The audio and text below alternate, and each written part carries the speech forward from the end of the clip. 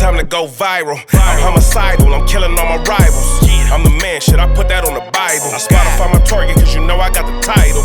Hey, I'm a Mac too. I told baby shake that ass like she Apple. She said it's real, so she got my name tattooed. House full, so I hit it in the back room. Baby said she needed nail, peep the urgency. I want a little Kim before she had the surgery. Leg spread on that hardcore poster. She love twerking, she just do it for the coach. Big dog, bull massive. 6 tray Chevrolet, I'm classic. All these niggas mad at me, that's tragic. The main bitch in the bed, that's graphic. Yeah, we about to go viral.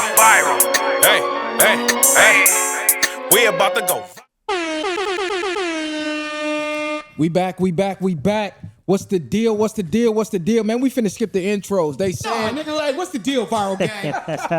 Hey, appreciate all the love. Like and subscribe. Hype us up, man. Y'all been turning this up in the comment section. Keep it going. Hey, to all you side bitches out there, Ham, you know what I'm talking about. Body built like a dirty laundry basket. Hey, Jesus. Welcome to the VwP podcast, man. Best on the West and in the world. Come on, that's what we Best doing. on the West and in the world. We keep it real raw and uncut. And you know, we got the glasses on. Word till they live, man. Get your glasses on. Tap in. We can see through the fog. Shout out to the tinfoil hat gang, man. What's up, man? What's happening, man? Man, you know, listen, we got a lot to cover, man, in a small amount of time, man. You know what I'm saying? FBA still beefing with us, but it's all good. Hey, that's crazy. The niggas be every comment. You know what's worse though? The side shit battle. comment or the FBAs, man, they kind of like one and shit. They go hand in hand. Crazy part is I ain't even mentioned FBA in like 4-5 episodes. Them niggas, man, Bar be spitting, but I don't like how you be going at FBA though. Like, nigga, what are y'all talking about, bro? Traumatize them, yeah.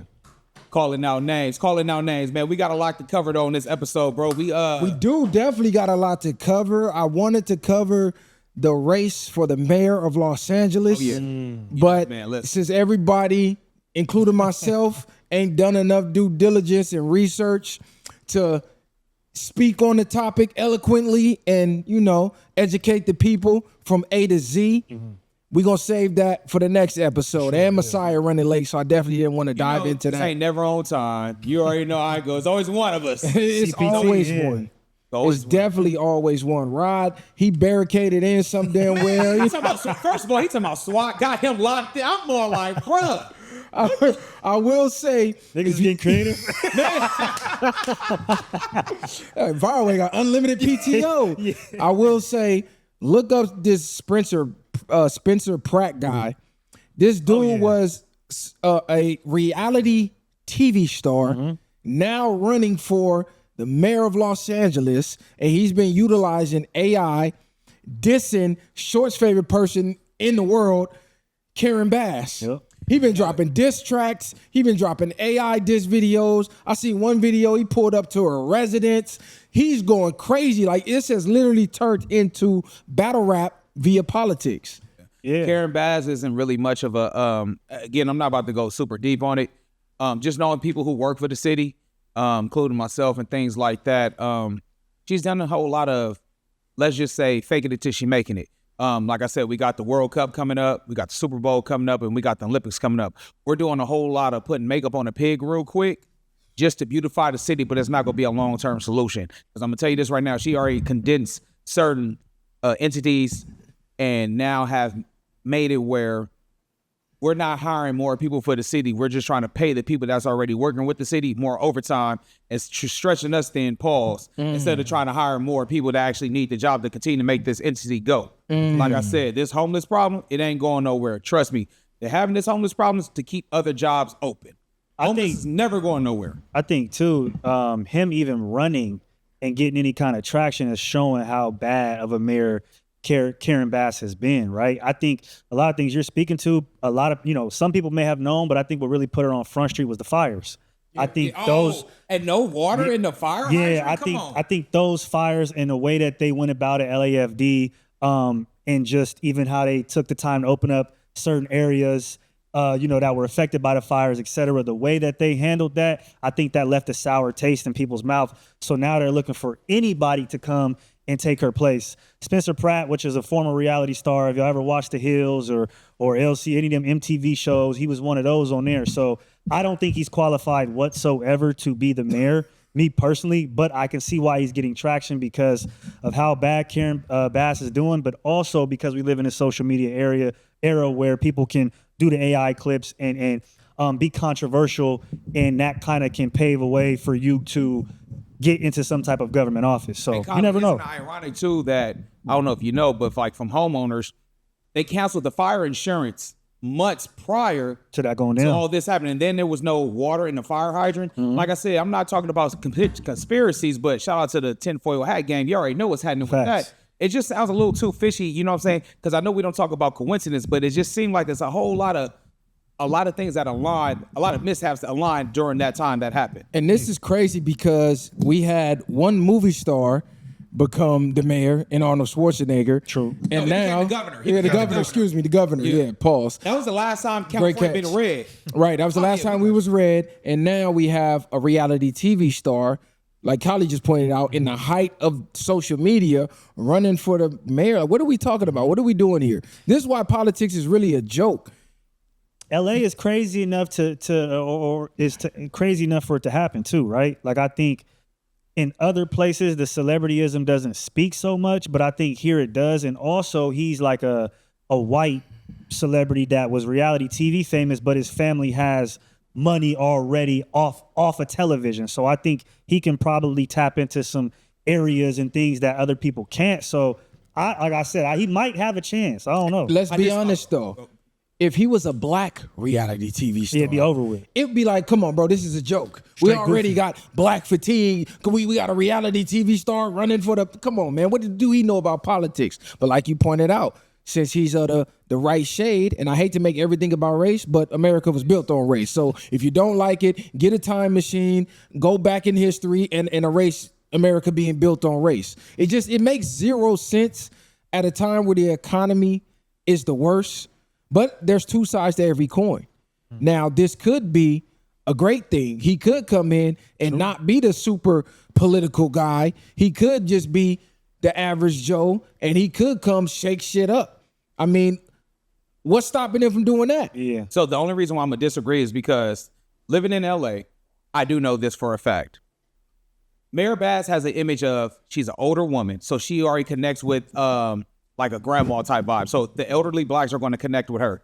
She already made Los Angeles a sanctuary city, so now immigrants feel safe. So that's ICE. So you think she locked it in. What I'm saying is she's basically trying to check off all the demographics that want to get the votes. Again, we are against ICE. That's already, and we already know LA is a democratic city. Yeah. At the end of the day, we're not talking about OC or anything like. We're talking about this, like South Central and all that. Heavily immigrant too. Exactly. Yeah. So what I'm trying to get at is she's appeasing all the people that she needs to vote for. She's going to appease to the elderly, Social Security and all this other stuff like that, jobs and all that. Then she's going to appease towards the people who are F-ICE. So that's another demographic as well. And think about it. We always talk about pro-black, pro-black, pro-black. They not even understanding her politics, but just the fact that she looks black, or like the Obama effect. Well, I'm going to just vote for her because what? She's black. So she's going to win, bro. Unfortunately, she's going to win. Do I think she's a good candidate? No, because I understand what she's really doing. But you got it. Oh, my bad. No, I was just saying in general, she comes off as this humbling. Oh, look, cool man, niggas ain't never. So, hey, see what I'm saying? Man, we talking about Mayor Bass though right now for the city of LA, but no, long story short, Mayor Bass is gonna do what Masai did. With the red bottles on. Yeah, look, he got the 50 on. He got the, you feel the red bottles on? Look, he over here, red bottles. Regular? This regular. This nigga came in big. Only time I rock red bottoms when I stepped over the body. That's a bar. Shout out to Surf. Hey, but Spencer Pratt is 42 years old. Now we know with politics, one key thing that always disconnect politicians from the people is the age factor.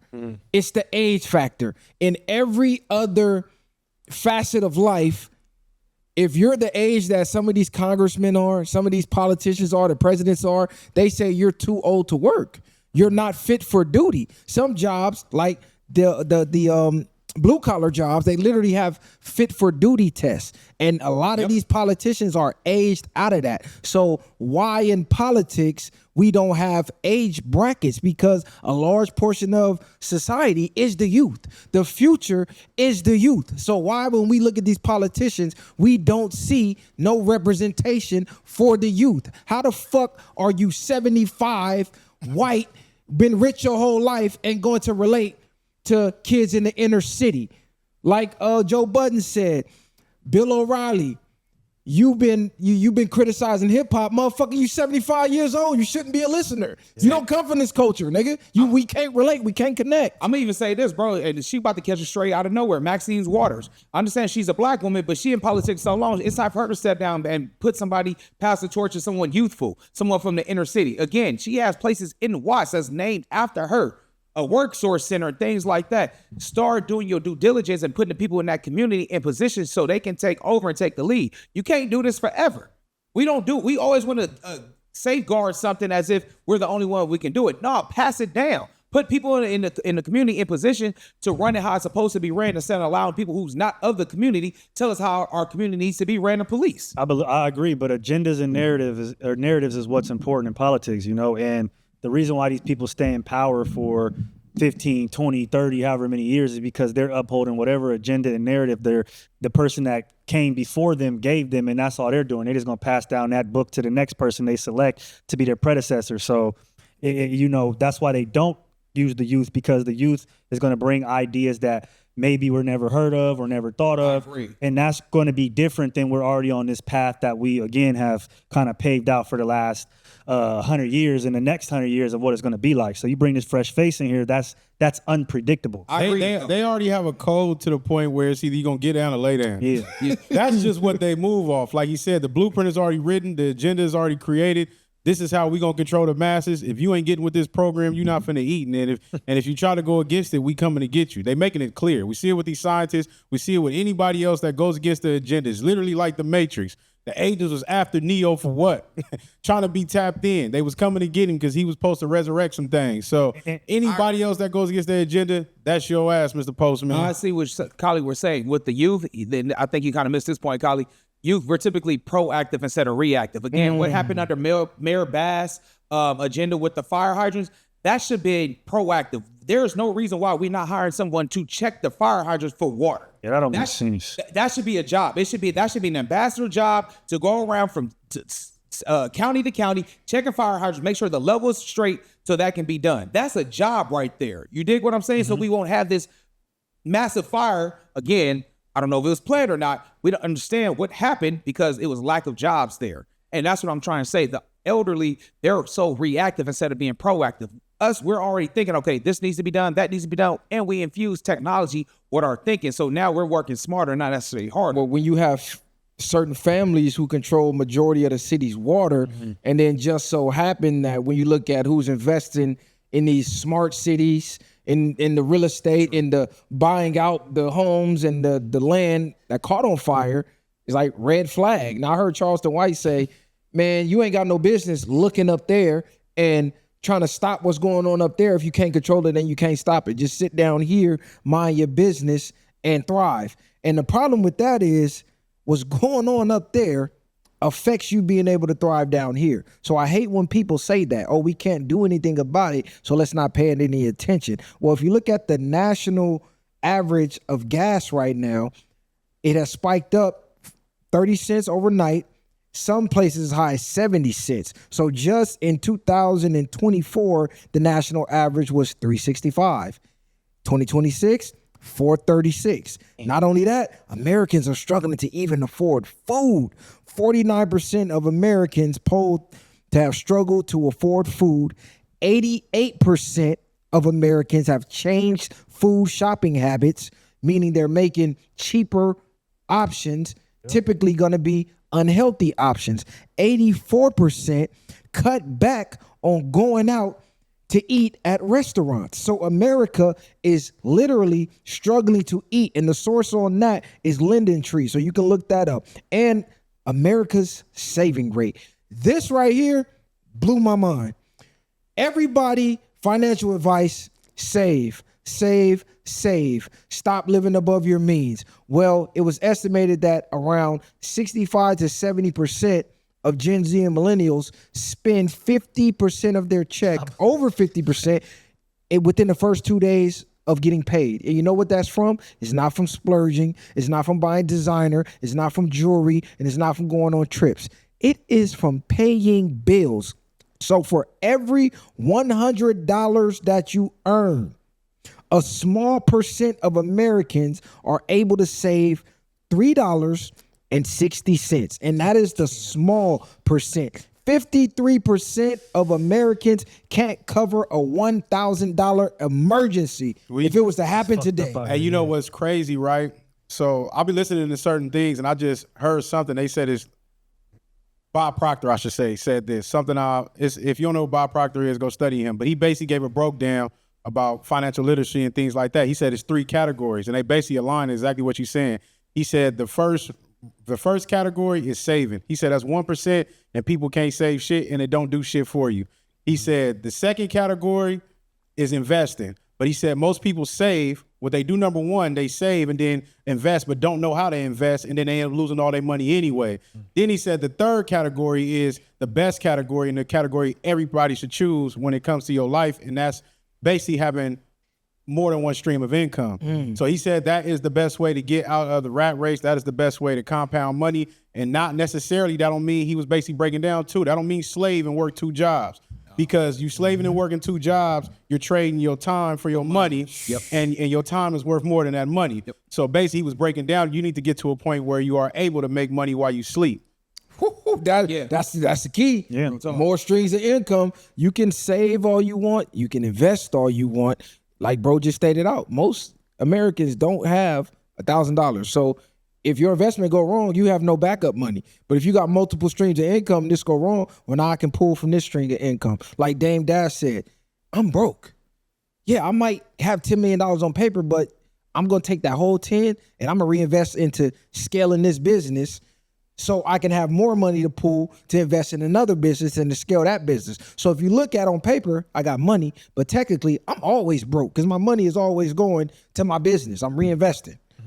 And that's why debt, I was saying in the last episode, it's not necessarily a bad thing. Tax write-off. Look at yourself as the tabletop and your investments as the legs. You couldn't stand, a table can't stand with just one leg. So you need multiple legs for a table to be able to stand and be stable. Therefore, you need multiple sources of income for you to hold yourself up, especially in a society like this. So it's always good to practice skills like day trading, right? And certain investments, even starting a business starting a business. You have real estate. There's so many things you can do to just get more ways to bring income in. So yeah, I'll say for sure, property, buy it, flip it, rent it out. It's things like that. It's gonna always be somewhere people need somewhere to stay. Duplexes, things like that. Live in one, rent the other one out. There's always ways you can do it. You want to make money while you're at your 9 to 5, and that's the best way to do it. And it's the crazy part, right? It's estimated that 57 to 68% of Americans are living check to check right now. That's one missed payday away from being out on the street and joining the fucking homeless right now. So you got politicians and newscasters giving a blueprint to parrot talking points to tell us how good the economy's doing, because the corporations who own the gas that's going up for us, business is good for them. The corporations and the politicians who got the insider trading information, who's making buku money off the stock market, it's going up for them. But then the working class, your 401k is tanking. So it's like they gaslight Americans by telling us, the economy's doing so great. Like bro said, for them. Exactly. The economy's designed for them to do great. For y'all, we out here drowning. And I can just imagine the TSA agents that's working at the airport, because they haven't been getting paid like within the last month. So I don't even know how they're surviving. They still showing up to work. I know if that was me, I wouldn't be doing it. I would have to go do what I need to do to provide for my family. While the government's not paying me, I guess I won't be working. And this is a perfect example why I said you'll be a fool to be going to work when they're not paying you. Just imagine being one of them workers that went through all that and then you was one of the 17,000 that got let off at that time. Rest in peace, Sprint. You know I mean, what I'm saying? Spirit. They both yellow.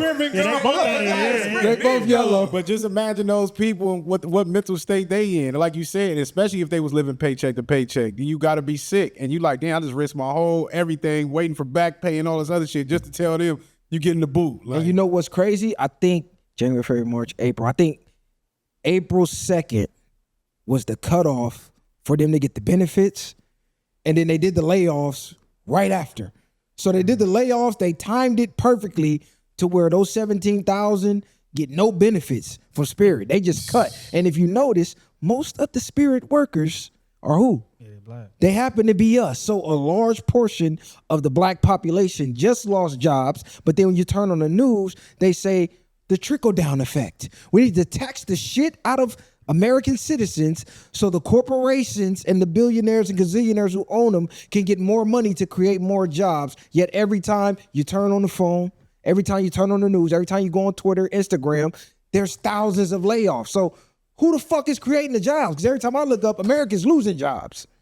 Yeah. Where's the trickle down going? it basically just goes right back to the point like we said. When they speak on the news, they're not even speaking to the average listener. The people 90% of the people that listen to the news, they're not even talking to you. This is just them just letting you know what they doing, but they're talking to the ones who are prospering with them. And that's like a go ahead, Now go ahead. So they're talking to each other in code. Exactly. The economy doing But good. you know how we say they gotta let us know before they fuck you? Yeah. Like pause, but they gonna let you know first. sure. And they're letting you know in real time, and you just gonna boo-hoo about it, and you gotta stand up for something. Or the fake distraction that they, always say it's an emergency or something like I said. What's the hot take now? Is the war UFO in disclosure. Iran. Oh, is that too? That you know what I mean? Then that each month of this year has always been something.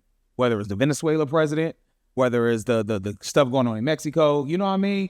Everything just to keep your eye off the prize, bro. They're going to keep you where you're in limbo, worrying about everything else that's not even important. That doesn't have nothing to do with you. Make it seem like it's so dangerous over here that where you forgetting your problems of what you got going on to make it seem like, well, look, it's worse over here. I'm grateful to be an American. No, bro. And it's still struggling just like the rest of us. The funny thing about the job thing you brought up too is because what will happen is we'll lose 50,000 jobs, for instance, and then they'll say we gained 50,000 jobs. But the reason why the number never changes is because we didn't actually gain any new jobs from any new companies or organizations. So all we're doing is going back to that baseline and going below that over and over again. That's all we're doing. So when they say new jobs, 50,000 new jobs, they just replaced the 50,000 they just took away. So we're never really seeing an increase in employment. It's just a stagnant number that either goes up to that baseline or goes break it even, or it goes below that. That's it. That's it. And it's the cold part. All you Trumpers, all you MAGAs, aka maggots, waggots, your president that y'all act like is Jesus Christ reincarnated went on national TV and told the world, inflation, grocery prices, rising gas prices, that's a small price to pay for us to be able to go to Iran and get weapons of mass destruction out of the hands of psycho individuals. Last time I checked, the psycho individuals are in our government. Last time I checked, we don't even get no fucking oil from over there. Look where America actually gets oil from. It didn't have shit to do with the invasion in Iran. So the fact that Spirit goes out of business because they can't keep up with rising fuel costs, the fact that we have a number of other airlines, I think, was it American or Southwest, Delta asking for a bailout no more. because they can't keep up with the rising surge of fuel costs. That's JetBlue. And they're cutting out snacks, so they turned into Spirit Airlines. Now you get no ice, no ginger ale. You get nothing. I think that's at what, 360 something miles, then they'll serve it to you. The point They is, just canceled a gang of flights also. they're canceling thousands of flights. And as you notice, I played the clip on this show. Go look it up. They said travel is only going to be for the wealthy. So if you look at everything that's going on, travel is getting restricted for the middle class. They're literally bottlenecking, squeezing the shit out the middle class. Not only are they making it unaffordable, they just hit the cruise lines. a fucking virus outbreak just hit one of these cruises that they claimed is from rodent droppings. How many of us in the hood had a cousin or a homie that had a million mice, nigga? Mice shit everywhere, ain't never had a virus outbreak. Now a cruise, they got some new COVID 3.0, and they had to isolate the cruise. 3 people got unalived. Stay on that shit, though. That's what I'm going to tell y'all. Stay on that shit. It's crazy because they've been having something circling about that, saying that they coming with a new jab or whatever, but it's not going to be. Pfizer? Yeah. Yeah, it's not going to happen the same way, but this one going to be more basically destructive. Like, they didn't do the damage they wanted to do with that. Trump is taking a playbook out of Trump is taking a playbook out of the old Republicans' playbook, right? Like if this was 2000, 2001 during the Twin Towers, that might work, right? But what he's doing at this point, and anybody who's dumb enough to still be falling for it, is he's taking your love for America, right? Or really your love for the hate of other people, because that's kind of what Trump spews. He's taking that and using that to manipulate you by saying if you love your country and this type of propaganda, then you should be willing to give up your money, pretty much everything in greater, achievement for this country and for our military. That's what it's all going to. Trump is damn near a puppet to me. He's a puppet, and I'm not even going to say that he's even coming up with this shit. Facts. Because a lot of this stuff is just it's like he just signed to a team. Hey, memorize the playbook and go out and run the plays. Yeah, nigga. And when it don't work out right, nigga, we gonna tweak it. We got the media, we got everything else to help you with it. Go act a fool all you want. That's why he can act a fool, because he's following the playbook. Regardless of how people think how fickle he is, he ain't going against that script that they giving his ass. So regardless of how we see it, it's people that's behind the scenes that we'll never know. That's really we do know the families and everything else that's involved. And the elites. This the cold part. Trump and his son landed a massive Pentagon deal. Yeah. So when you're a president or politician, you're not supposed to be able to close multi-million-dollar deals with the government because you are the government. Yep. So you have the head of state, his son, doing all type of billion-dollar, million-dollar deals left, right, as the economy is crumbling, and they're telling us we owe how many trillions to the national debt to who? Who do we owe? If we take all the money in the world, combine it, it wouldn't even add up to the national debt. So who do we owe? I'm trying to figure that out. Do we owe an interdimensional being? Do we owe the people on the moon? Who the fuck do we owe? Well, we really owe. We owe friends from the Revolutionary War. What are you talking about? We owe ourselves to stop going for this shit. Yeah, that's just really what it is. Like that's what we owe ourselves. Because at this point, they live lawless. The Epstein files came out and nothing happened. We see what's going on. They live a lawless life. They live how they want to. And we sit here and we criticize, and they looking at it like a big play to them. They play the game of life how they want to play it, no consequences. And if you're going against that, then it is what it is for them. They ready to set it off. Niggas ain't. California just be used to paying $6 a gallon because it don't go down. I'm gonna just say this right now. California, we over here at $6 a gallon. That's the new norm now. Gas will never go back down, even if the war, quote unquote, ends tomorrow. $6 That's gonna be the sad part. Because what they go do? Will we not pay for gas, not drive? Bro, we're gonna pay it, and they know it. So at the end of the day, like, don't let that bother you. Don't let that bother you, man. Real. I just said it. $6 gas, $20 smoothies. Niggas got all type of shit in LA. It's really crazy over here. It's crazy because California has, if not one of the highest gas tax in the nation. So wherever the gas is $3, we're going to be $2 to $3 above that due to the gas tax. So when I see other states complaining about $3 gas, that's relief for us. So just imagine how fucked up the economy in California is when what we praying to get is high somewhere else. We praying to get back to $3 a gallon, and that's high somewhere else. So that should let you know how fucked up it is. I ain't even gonna get into the housing market. You can forget about owning a home. Yeah, that's cool. You can that's over with. Unless you finna be a squatter, word to Fab and them, shout out Fab and them niggas. Unless you finna be a squatter, it's over with for owning a home. For you, if you don't got one right now. For your kids, they're cooked. Yeah, it's over. They ain't owning shit, the bro. only way you can get go holla at BlackRock, Vanguard. Go holla at holla at the rent, peoples. if you rent, some, but it's gonna be. I was gonna say maybe like a trustee. You know how G-moms may still have it. Yeah, but these new motherfuckers ain't even doing that. Right. Well, I'm talking about like the older. I mean, he still got these new old niggas ain't even doing this. No. That's the new old niggas now. The new old niggas is still young, nigga. The new old niggas don't give a fuck about nothing but their life, nigga. They trying to stay lit. The boomers is up. They like, fuck it. We got with the last of the American dream. A lot of things ain't gonna happen until people start really getting acres of land, and then you start from scratch and building your own shit and figuring out certain things. And then when people get them dead bodies, bury them in the backyard. The boomers hold all the wealth. That's why they're not trying to change shit.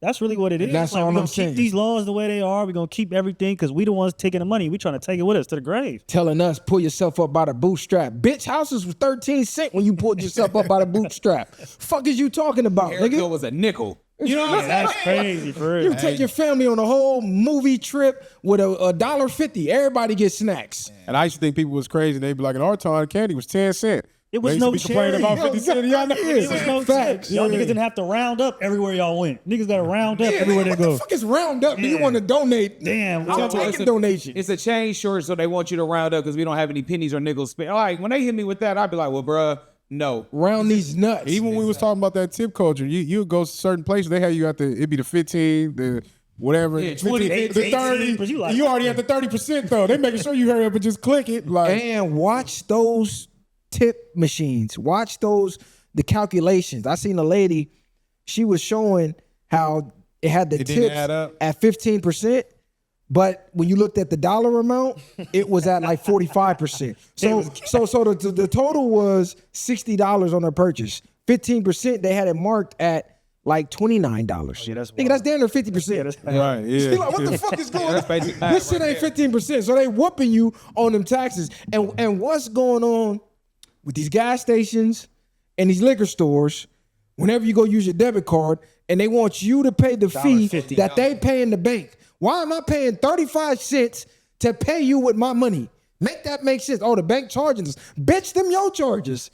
You gonna tax me? And then you look it up. The shit is illegal, but we all just keep paying it. nah, that's a fact. Cause I looked that shit up one day and that shit ain't even legal. It is illegal. I went in one store with that, and the dude, he ended up changing it, but they gonna for sure finesse you if you let them. Because like you just said, what is you paying the fee for your ATM? It costs you, and then that's the same thing they doing at regular ATM machines. That's why some of them be $4, $4.50 because they putting they extra money on it. You paying To $3.50 take my money out. to take Yeah. your money Give me out. $5 to And take on out top of 20, that, don't yeah. even say that. Certain depending what credit union or bank you got, you getting taxed from them too. Facts. Yeah. They whoop you on the They back whooping end. you if you go to any ATM Out you of want bank to. transaction. Any ATM whoop you. Yeah. I've been noticing too, though, with certain credit unions now, because a lot of customers were complaining about that. They're going to make it where certain stores like 7-Eleven, it's like it'll be no tax or no fees at 7-Elevens and stuff like that because people were complaining about, hey, I'm always getting taxed going to a certain ATM machine. So they were making it where, okay, if you go to like a 7-Eleven or a Target, like, you know, one of those big stores that typically have an ATM, they won't tax you there. Hey, and They're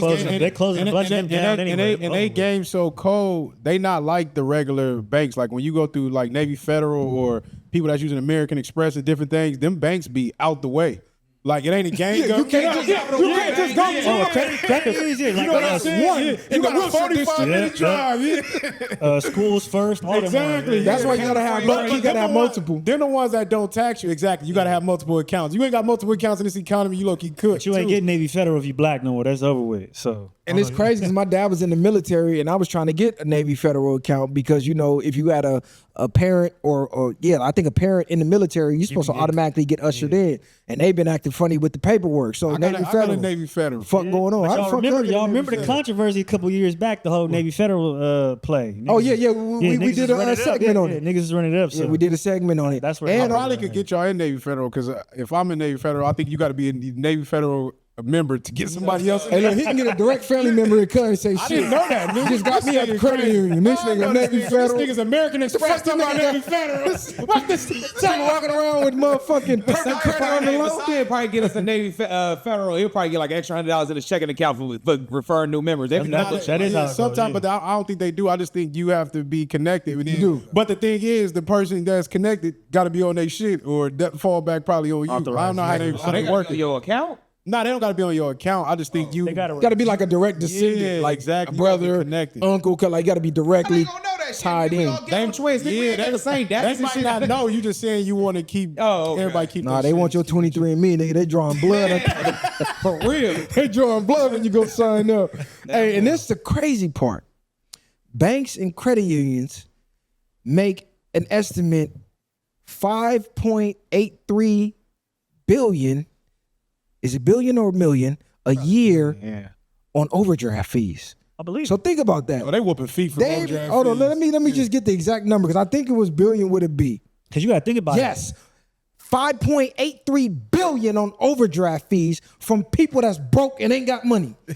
That's how much that's they why, think. But that's why they give it to them niggas. And then they know you're gonna develop the mindset. Even if you spend all your bread, You can overdraft. Exactly. And you know what's crazy? The first time I ever seen like an overdraft fee on my account was negative. I'll never forget. I was like 20 years old, and I went to the ATM machine. You tried to get some money, they wouldn't let me out.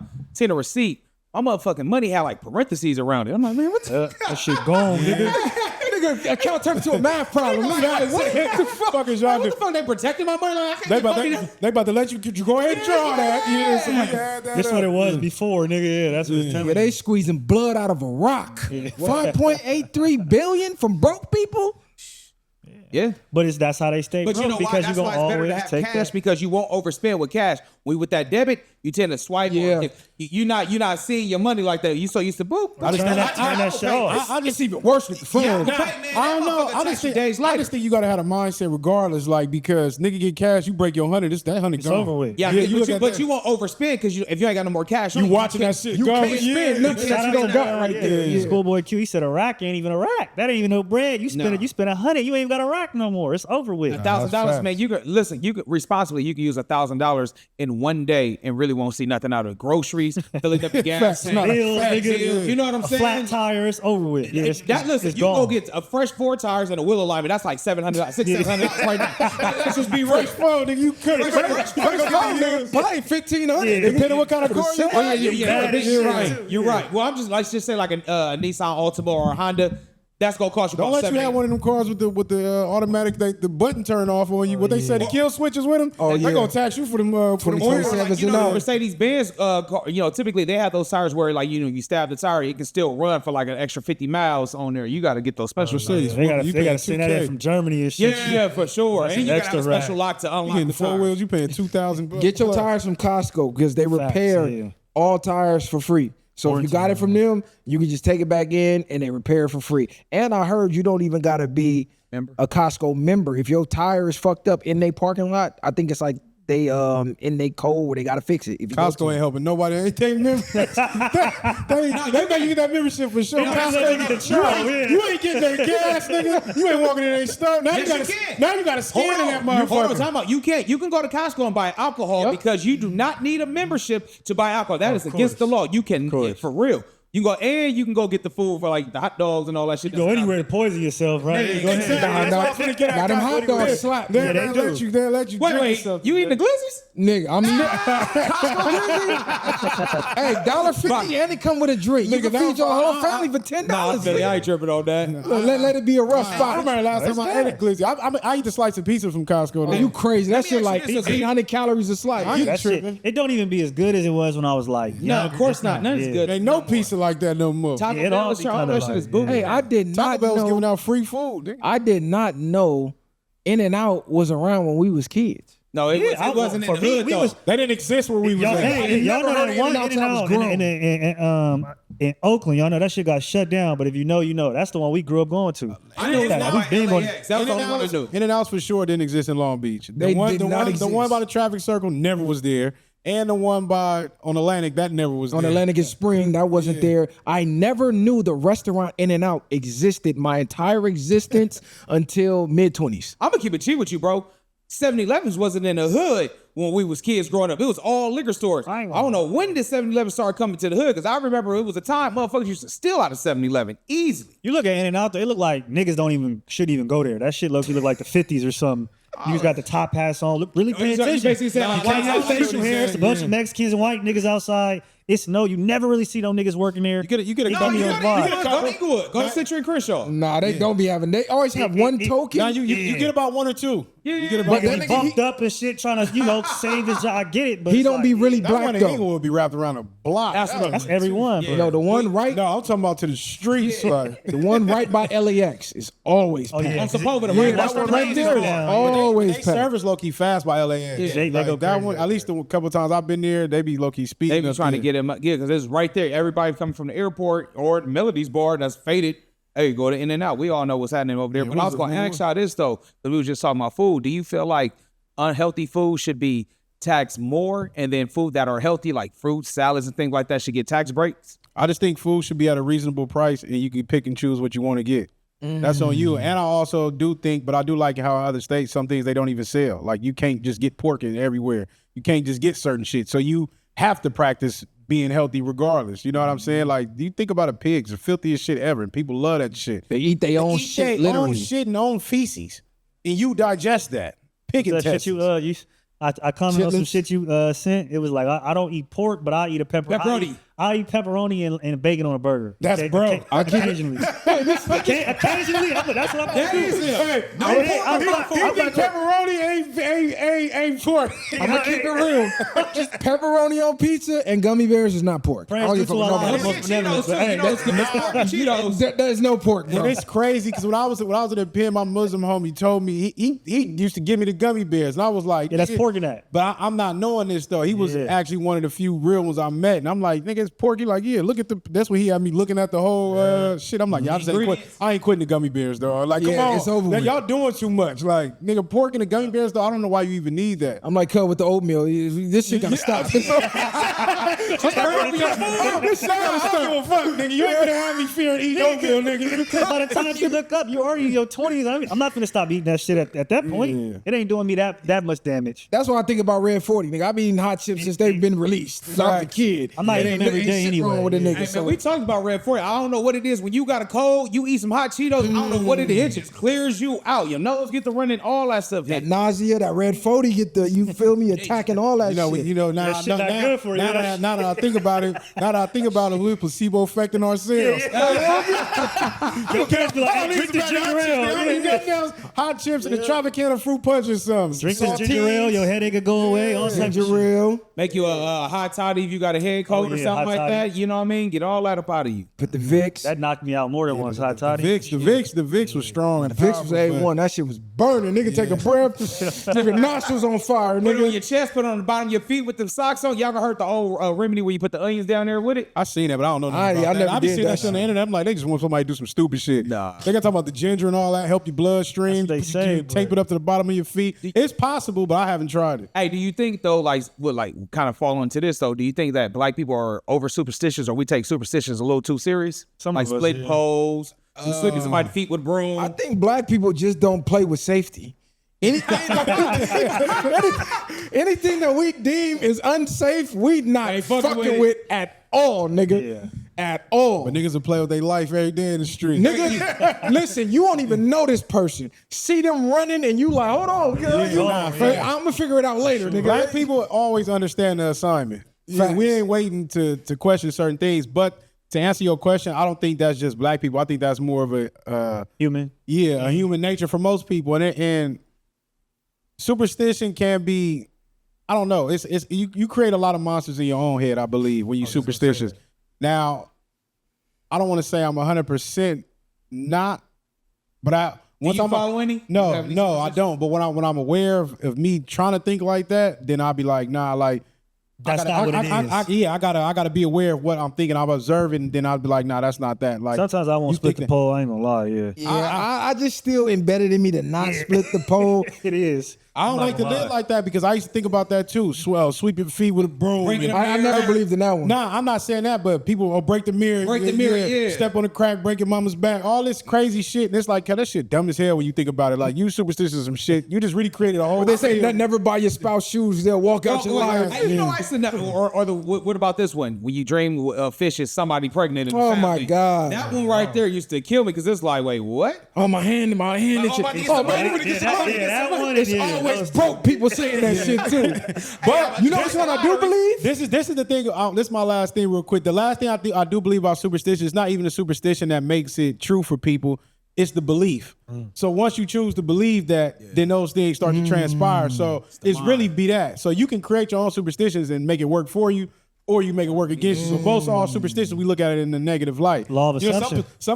You might put a certain amount of clothes on a certain cologne. Like, nigga, you know I'm on when I put this on. Like, But you and believed it. Yeah, but you believe it. But that's really just the energy you putting out. Exactly. And your mind is creating that. Yeah, because I believe when your ear ringing, somebody finna call or somebody talking about you, I usually get a phone call when my ears start ringing, so that's one that I do believe. But they say reality is holographic. We in one holographic reality, and you literally creating it. So I think you own to something with it. If you believe it, that's what the fuck it is. Law of assumption, though. If you assume you're already at the ending point of whatever it is, then it kind of happens for you. So it's, you know what I mean? That's what that is. So I hate black cats. I hate cats. that's one that I it's do crazy. kind of look at. I still. You remember that day that all the cats by the house? I don't hate black cats no more because this nigga. no, it's St. Crip. That's what we talked about this before because they made us believe that the black cat was the worst cat. cat. To find out that the black cat has more tap-in power than all the cats.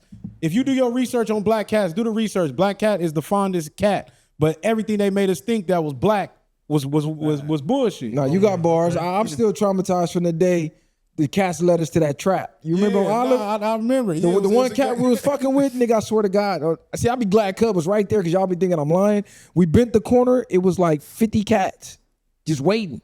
And like they was waiting. Like you seen the scene of the Warriors when they got off the subway and the nigga, we fucking with one cat. That motherfucker ran this way. It was 50 cats right there just sitting there like this.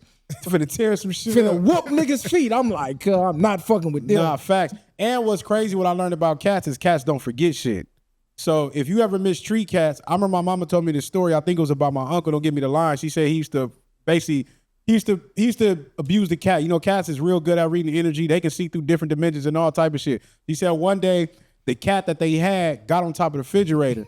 The nigga opened the freezer, cat jumped on his face, tore his ass up. Cat was hiding behind the cereal boxes. If you ever see them videos online where you see cats pushing TVs over on people while they sleep, doing certain things, you done did something to that cat. You know what I'm saying? Yeah. You attacked. You did something to the cat. Regardless, or just didn't like your energy. Like dogs know the same thing, but the cats is more tapped in when it come to that. And I just think they don't forget shit. Because it was one movie. What was the movie where the cat was paused sucking souls out of people? It's an old movie. I think like the 80s. Like a porno, nigga. No. I mean, literally the soul. Like they say, don't sleep with a cat in the room. That is the true, cat though, got on his chest, and then it would take the soul from people. Y'all know what movie I'm talking about. But that is true though with children, with infants, because you know with children that are breastfeeding, that milk sit that's on a cat will go over an infant child and like suck their soul out their body, like it'll kill them. So that is true to that. So that is dangerous when you do have kids at home or infants at home and you're breastfeeding. Please do not have cats around that because that can take your child away. It's like 1985 or something. I watched this shit in the 90s. Nigga, the cat was just getting on everybody's chest and like taking their soul. Hey, Kyle, you got any superstitions? Besides the split the pole one, the black cat, that was really, for me, your hand itching. Besides that, I never. Mine was, it's going to sound so ghetto, bro. Shooting dice on the streets, bro.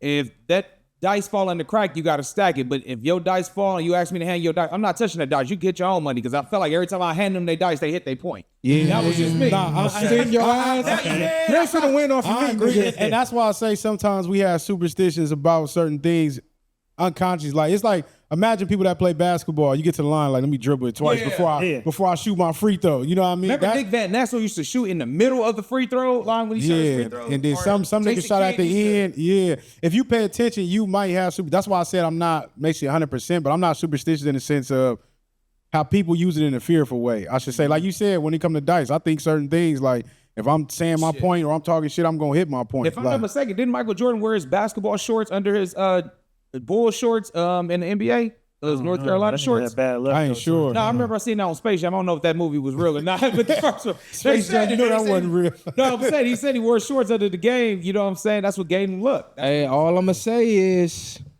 it's magnets in the rim, it's magnets in the ball. All I'm gonna say is I seen that game winner. Who was that? Was it what team was that? RJ Barrett. The nigga threw it up. The ball immediately went left, and as it got closer to the rim, it was like a trick shot on the pool table. It just hit the rim, it flew up like 10 feet, and it went right in. And then they played another game, the same thing. That was Dude chucked it up. That was Halliburton. Hit the rim, went 10 feet, went right down. Then I seen another one. Kawhi Leonard. Somebody showed the NFL. This might be AI, I don't know. No, the coaches. It had lasers. It had lasers on the field. He paused it, zoomed in, and said, "Look, this is where the play gonna end."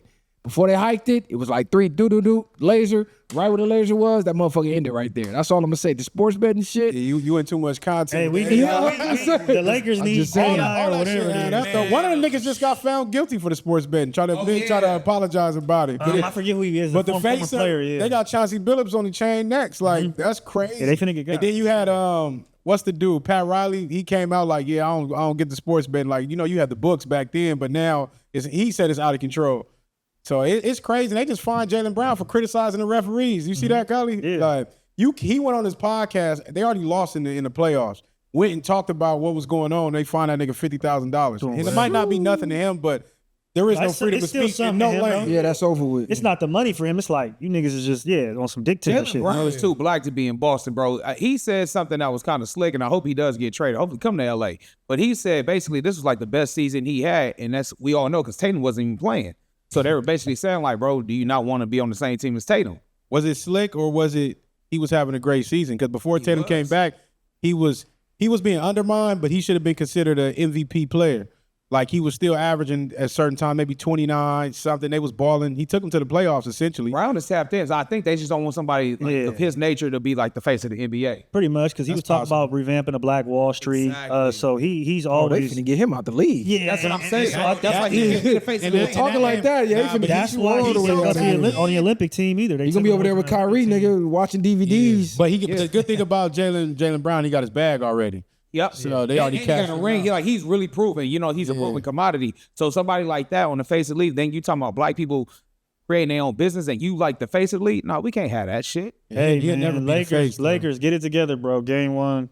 Game one, they got cooked, but I like Y'all let the nigga with the nails come down and do you dirty. Yeah, but I like the game. I did like the game they was playing. LeBron did his thing. He been doing his thing. But even people criticizing LeBron for saying like, shit, well, we missing Luka. That nigga, he averaged 30-something points, 8 rebounds. What you think gonna happen? How many points you think we gonna keep winning by when Austin Reeves, he the one who blew it. He didn't did step bad, up. yeah, He I'm did the not worst gonna they said in 35 years. I'm gonna keep real with you though. I just miss Kobe, man, because I just know I'm not putting Kobe on a pedestal, but I just putting feel him like, up there. He on the pedestal. You putting him but I'm up just there. saying, but I feel like He deserved to be on the but pedestal. playoff Kobe though, the Mamba. It's a different mindset. Yeah, like you will have to he would have to be in his deathbed like for Kobe not to play, bro. And that's what I'm trying to feel about the NBA now. That's why I think my luster of the NBA has just kind of fall off. Like everybody's too casual, it's too like lax. There's no like competitive. There's no rivals anymore. Like LA and Boston's not even a rival no more when they play. I remember I used to hate Boston growing up because the rival, like the spirits of the players was like, nah, fuck these niggas. Them NBA playoff games, niggas diving on the floor for loose balls. Rivals now start getting created a little different. Like you can see like the Spurs and OKC being some of the top teams, they're becoming a rivalry. Like the Spurs are spanking them.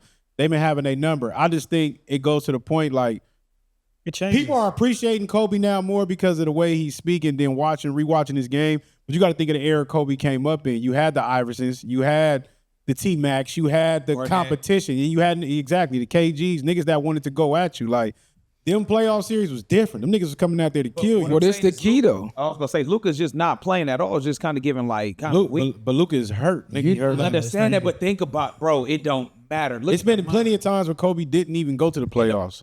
hold on, plenty.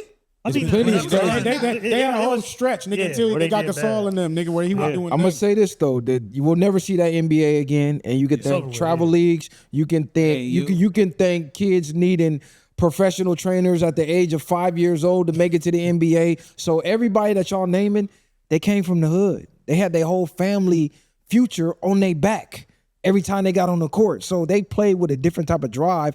These motherfuckers came in the game wealthy and well off already. These motherfuckers is 8 years old having ice baths. Fuck is you doing in the ice bath when you 8, nigga? Like, what are you talking about? Yeah, I think it's more opportunities for these kids too to be taken care of than it was. I was watching Hoop Dreams. I don't know if you ever seen that documentary film. Came out in 1994 about two dudes that from middle school all the way to high school try to make the league. But like back in those days, you had to go through private school or you had to do something like that, and they'll tell you, they'll go get you from the park and say, hey, do a tryout, and then we'll pay 50% of the tuition. You got to pay the rest, right? Or if you get hurt, we might not be able to cover that, et cetera. Or now you have travel ball, these coaches that are connected to other scouts and maybe they've done something in their careers or they have different connections. You have NIL and just a whole infrastructure for basketball that was already there, but is like quadrupled to where these kids are having more of a professional experience before they get to the professional. So it's kind of like they're already desensitized to it. So if I'm already a 5-star recruit in 8th grade, like when LeBron was a 5-star recruit in 8th grade, he was still driving in a van cross country to go hoop. These niggas is getting off planes in first class, and they got celebrities at their game and cameras in their face already at 15, 14, 13. By the time you get to 18, 19, it's like, this is my dopamine receptors. Fuck, this is nothing to me. So you kind of lose the drive to want to play and really be the best because you became content. If you turned off a kid's basketball water at 18, right, but he was a Jared McCann or a Shy, and he had already had 10 million NIL deal, yeah, he might be hot and it might hurt, but his next step is, what you think in this generation? I'm gonna go to streaming, or I already got 10 mil, I'm good. Where back then you cut a nigga's water off, that's his life. So you already giving these kids this money from this age up. It's and I'm not against that, but this is the consequence of it, is you're now gonna have people who are desensitized and they don't care about the league no more. I just think for the most part also, I agree with most of that. I just think the money definitely changed it, but I think what also made it more worse is like you had hoopers that was the love of the game. Like most of these NBA players that we grew up watching, they played basketball the way we played basketball when we was kids, where you going to jump fences to go to schools and you playing at Rucker Park or whatever you doing, you always get in the game of what you love to do. And you didn't have to be told to go do none of this. You wanted to go do it. You wanted to play for a YSA team. You wanted to go and perform and be the best at it without, like, nigga, once we get on this court, nigga, it's up. Whether it's homies, whether it's anybody, I'm finna cook you today. So I think the love of the game was different and the money. And it just need to go back to the point where, because you know a lot of them niggas was getting money, nigga. Like when I learned that on the low, yes, on the low, like Reggie Bush. Nah, but that's what I'm saying. From my point I'm finna make is the niggas that deserve the money, it still should be, it shouldn't just be free reign. It should be, if you hooping out of your mind, people should know whether they getting the money or not. You get what I'm saying? Because niggas get to a point on the team where it's like, damn, this nigga just got paid. But that's and what, you ain't getting no bread. Now you low key messing up the chemistry of how they play because you low key hating on Girl for getting all his bread, and you finna try to out hoop him instead of playing team ball. Kids sports, it's a whole nother world, bro. If your kid want to play football and he don't get pipeline from Pop Warner to high school, 9 times out of 10, he's never seen the field because these coaches are already scouting from Pop Warner, or they have a Pop Warner team that's already in collusion with the high school, and they're only taking the players from here unless you get scouted by one of these private schools like a Bosco or a J. Sarah or something, where they got a rich donor who got apartments set up around the school, and they can go get somebody from South Central and bus him to school every day. So now the local school don't have no fucking talent. On top of, you got to deal with the holdbacks. How the fuck you 16 in the 9th grade? Niggas a double holdback. Yeah. Fuck is you talking? But niggas was always doing that. Let me clarify. We call them super seniors when we was in high school. When I was coming up, I'd already seen niggas saying back. You Gen Z though. I'm saying our generation. That's what I'm saying. If you was held back, you was a fucking retard. Yeah, exactly. You was a super senior. This dumbass nigga. How your dumbass still here playing with us? But I think you was more scrutinized on being held back, and the most range of a held back was literally like a year. Yeah, you wasn't getting these niggas is 2-3 years in. I never seen nobody like that. And you think you could, you balling, nigga? But I did know a couple niggas that was in high school that played Pop Warner ball. You know what I'm saying? Like that was crazy to me, and they felt like you was cooking. But I don't know what you mean. The only time we gave cats a pass if you had a late birthday, and we all know what you're talking about. If you had one in November, December, or you know what I'm saying, you had one of those birthdays, and it's like, well, I'm 15. When your birthday? Oh, December. I was like, okay, you got one of them late birthdays, so that's why I see why. Because nevertheless, I remember they wouldn't let you in kindergarten. But I remember it was a time growing up, it's either you have it or you don't.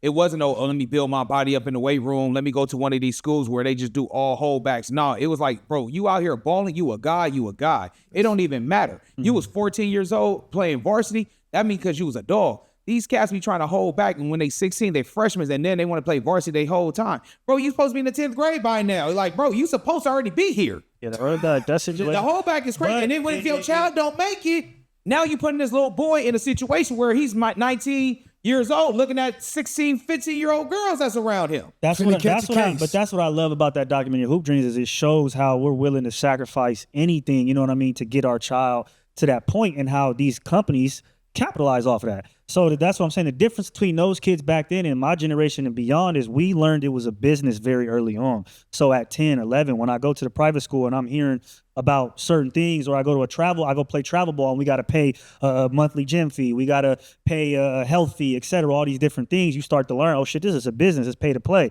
Where back in the day, they just picking you up from the park and you might hear some stuff at the private school, et cetera, but you don't get hit with this is a business early on as you do now. Because even if you took all those kids that paid for the private school and got the scholarships, it's only 400 spots. It's only 500 spots. So they're setting you up to fail, unfortunately. So that's why I tell a lot of kids, like, give it your all, but don't make that your identity because it's going to be very hard to make it. One other thing I don't like what they do with sports now too is the favoritism thing. I don't care if you a coach and that's your son. If the nigga trash, he don't need to be on the field. That's just my opinion because I see a lot of that, and that's been going on. You have favoritism, but it was a select few now. But now, like he said, it comes from a whole lineage of people that's cool with people outside the school that they real friends, and like you gonna make sure they kids is playing, and you clearly know it's way better players on that team that should be playing certain positions. Even the kids be knowing. Sometimes the kids be wishing that the other nigga be playing. Yeah, so it's like it's crazy work. Yeah, half the coaches literally are volunteers just so they can make sure their kid gets on the field. The only thing, hey, sure, like you talking about me, nigga. I'm a coach. I forgot Carl's a coach. No. Hey, they listen. I'm gonna keep it G with you. We talking about my oldest son. My oldest son was a lineman. He was a dog, but he did. So my son, but he's supposed to get in though. Yeah, but he earned. My thing about this, my son earned this spot. But all I was saying is this: the only thing about with daddy ballers is this. Those are the coaches because nobody else was willing to do it. Yeah, I get that. And that's the only reason why I don't try to go hard on the daddy ballers because it was no men out there trying to coach. Is this only Pop Warner or do you think in high school? Because I know a lot of people be wanting high school. So in high school, you can't daddy ball as much because now your job is on the line. You can get fired. But they doing it though. So this is how they do it because my coach, shout out to Coach Mario, we played travel ball, right, during off season. So he pretty much, like we said, you just taking the kids from travel once the season starts for school. Pretty much all them kids is coming over and they trying out, but they gonna more than likely make the team. It's gonna be maybe 2 to 3 niggas that are just at the school that hoop that are gonna make the team. Everybody else, he already seen them in summer ball, spring, all them different. I ain't gotta waste my time. I done did my homework on that's y'all. That's how it's the been, only way you making this team is if you's a real hooper. That's gonna add to the team. Yeah, you know my system. You can understand the offense. You gonna get in, run these plays. You know your spot. That's what they're looking for in high school. Or Collie, you know this because sometimes it'd be a random tall kid that just transferred to your school. Like, damn, who's this? Hey, we need him. Like, it just be a random ass kid that have like a growth spurt or something like that. You hoop, nigga. Yeah, exactly. That's the first thing. Any nigga that be like over 6'2", 6'3", hey, man, you hoop. What position? You know what I mean? It's crazy because niggas be a center in high school, and then you go to college, you got to be a point guard. Exactly. It's like so that's another good thing too. That Anthony Davis. I think so. Yeah. He was like a point guard at first. Yeah. That's why his handle was so nice. And his growth spurt. And after that growth spurt, that's why they moved him down to the 4. That's a different thing too. Now you got these niggas that been playing certain positions and they want to be that in the NBA now. Yeah. Like, damn, nigga, I was playing point all my life till I got here, and now you see him pulling. That's why so many of these centers pulling up threes and shit. Yeah, I'm just like, that's crazy. I don't knock it, but I don't mind, but I don't knock it, but be a big man. Yeah, big man. We need big some man, aggressiveness. Get in the if paint. you're not averaging, if you're a big man not averaging 10 rebounds, what you're are you getting 3 doing? rebounds. The guards getting more rebounds than you. I'm out. You're not getting 10 rebounds a game, at least 3 blocks. You get what I'm saying? Mm-hmm. Like, that's shout out to Patrick Hill. Like, I remember those was Elijah Wan, Shaq. Those was the center that I watched growing up where they was going harder in the paint. They bag a nigga down, they do they thing. Pick and roll. Yeah, exactly. Niggas be big for no reason. Don't make no damn sense. Come on. Now you got Wemby. That's going to be the new generation, and really Kevin Durant. That's a unicorn. I say Kevin Wemby Garnett. Is gonna be the normal thing? Yeah, Kevin Garnett. Wemby too tall to be the normal. tall. Yeah, That's normal. what I'm saying, Maybe not his height, but his fluidity and mix of height and lankiness is the new NBA. And niggas got to just when Durant came in and niggas was like kind of hating on bro, they was like because we had Kobe, we had Jordan, and we had Bron. We had this. We had Nowitzki. But Kobe, we had wider. Necessarily like muscled up either. Nah, but they were wider straps. Like Charles, more aggressive. Now you got Durant coming in where he's 60 taller than everybody, and I'm just pulling on from everywhere. Now you got Wemby. It's only going to increase as the time goes on. To me, I think that's where we head. I mean, you look at Luka. How tall is Luka? I don't know how tall Luka is. 6'7" or something like that. Yeah, back in the day, bro, would have been limited dribbles on some small forward shit. This nigga coming down the court like a point guard. So that shit for sure changing. Yeah, it's definitely changing, and I do believe Wemby is an anomaly. But I like what Wemby, he's coachable, he's open to learning. Yeah. Then I was seeing old things of him, Chris Paul, certain point guards, like, and him working on his handles, like he came back a new person, and he plays defense. He's not a waste of a big man. Those the nigga just had 10 blocks the other game, even though some of them was off the backboard, should have been goal 10s, but 10 is crazy in a playoff game. Now the good thing about Wemby, he comes from that. I think he comes from the same. He don't have an ideology as Americans. And in France, the way they play for the national team. So Tony Parker came from the same team too, I believe. And the way they play is just it's not like America where you're a superstar and you get all the red carpet rolled out for you. It's a team structure thing where you're gonna listen and obey the coach. So, and they got him on nutrition. They got him right from I think 8th grade or whenever they can join the France national team up until when they leave. So he was under a prominent basketball organization for his, you know what I mean, for his entire. Hey, they're like, these niggas still talking sports, cut it's far away. We don't give a fuck about no motherfucking sports, nigga. You know this thing gotta come interrupted. Nah, because we gotta talk about F. death.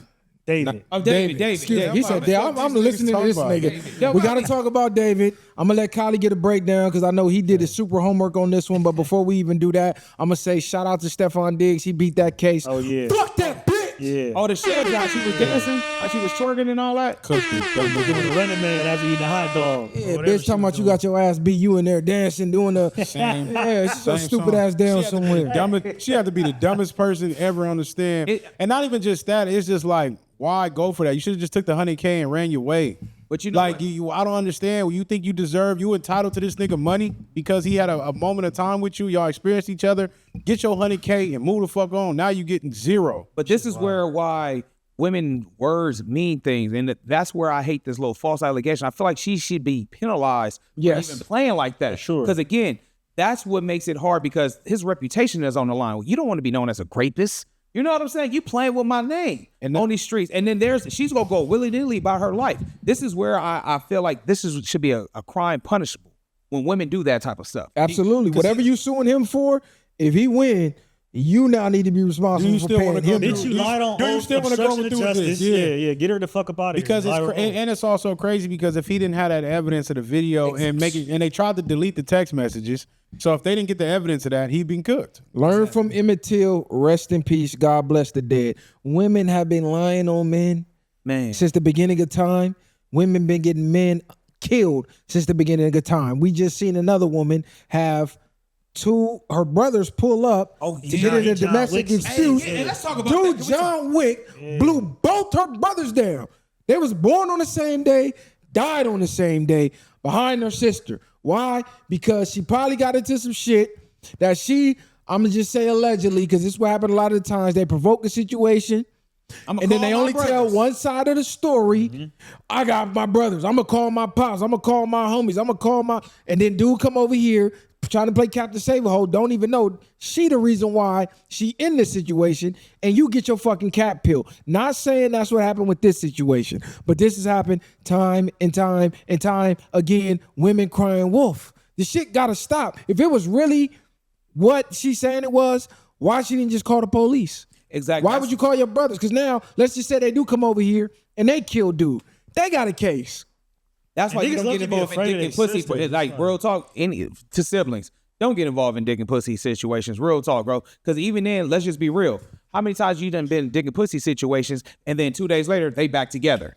Now you sitting up there. That's why I don't get those. Yeah. You done just beat the shit out of dude. Now he back over for family Sunday dinner. Now we awkward. Now we got this little awkward silence. Now we looking at her like, what is you doing? I thought. And I would like to know how long have they been dating? Did they know the dude? Because like, if you know dude and you know your sister, your first reaction, should not be to go jump over. It should be like, what happened for one? But we don't know what she probably said. And if you know dude, though, it's like, is that in his character, right? Like for just one random day to just turn up, like you got to me. I don't give a fuck if it's sister, whatever, granny. I don't care, nigga. I'm gonna assess the situation before I just pull up, ready to do whatever. When it comes to that situation, where I'm at now, and over learning this over time, I'm more level-headed when it comes to those things, but I still wouldn't mind if my sister calls me. Of course, yeah. But at the same time, she's going to have a clear understanding and know what you putting into play and I'm gonna have to get a clear understanding, like you said, with the man first. So let me go holler at this nigga, and I'm gonna hear your story. I'm gonna hear his story, and it better check out. If it don't, then yeah, you gotta stay up out of that. But for more so, like you said, depending on how long you knew the person, if you don't know this person, and people even got people risking their lives for that, and you know you wrong, you foul for that. Because then she gonna move on and probably even give a fuck about it. It's mad the nigga was John Wick. You thought he was the shit that you were saying to him. Mm-hmm. You thought this nigga was a gang. You thought he was these bitch ass niggas, and you gonna see exactly until he showed you he wasn't playing with you. And that's what sometimes things too. Women to deal with so many niggas that they can do that with, and then you meet that one nigga that's really not playing with you. He's not playing. And then it's worse when you calling your brother, your cousin, uncle, your pops, your uncle, who you know where they finna take it. Mm-hmm. So don't call me if it ain't that. Because I'm telling you, if I come, it's that. So if you got any inkling, y'all finna make up tomorrow or whatever, leave me the fuck out of it like Show said. But I'm going to say this ain't the only situation. Who was the other chick? She got her brother cap peeled. Yeah, same the football thing. player. He retired. The football player. Travis something. Yeah, lied on him. She lied, got dude cap peeled. And like you ever been at home chilling? Your girl come home mad as fuck from work. And you're like, what happened? You got to listen to the story. Mm-hmm. And halfway through the story, you figure out. Bitch, you wrong. But you can't tell her that because now she getting mad at if you do, because you're not on the same team. Keep that in mind, because a lot of that be going on with their boyfriends or their niggas or their husband. Halfway through the story, bitch, you in the wrong. Yeah, he might have pushed you, but bitch, you done threw bleach on his clothes, you keyed his car. I'm surprised he didn't slap the shit out you. I'm ready to slap the shit out you. So take it with a grain of salt, man. Women be crying wolf since the beginning of time, bro. And any girl who wants you to crash out, like to prove something to me, that's trash. And like as my sister, right? If you know who I am and you know who he is, you should be trying to mitigate the situation before it even gets there, because you know, right? But it's like y'all are trying to put people in each other's crossfire so they can murk each other for what? For 5 minutes of you feeling angry, and then you go on and act like it never happened. Because most of these women never take accountability, right? They avoid media scrutiny, right? They never get any prison or jail time, and they just go on about their life. And when they bring it back up, I was stressed, and I was confused, and it was a high intense situation, and I just made a decision. I didn't, and then they got all these backpedaling things, and we just eat the shit up and go on to the next person. Man, let's just get somebody's feelings, bro. Their feelings is hurt, and they want immediate reaction, bro. At the end of the day, they're throwing a tantrum, they're upset, they want them to be hurt like how they're hurt emotionally. So they want somebody that's bigger and badder than them to put hands on them to show him a lesson. And that's what happened, and it backfired, unfortunately. Like Messiah said, I'm at the age now where, none of my family members now can really call me on that type of time unless it's really time to go there. Because at the end of the day, when it comes to that, you get to the situation, you assess it. It could have been some shit where you went through his phone while he was asleep, you throwing bleach. You doing shit that's out of pocket that we already talked about. It added up to this. Yeah, exactly. So and most of the time you're the aggressor.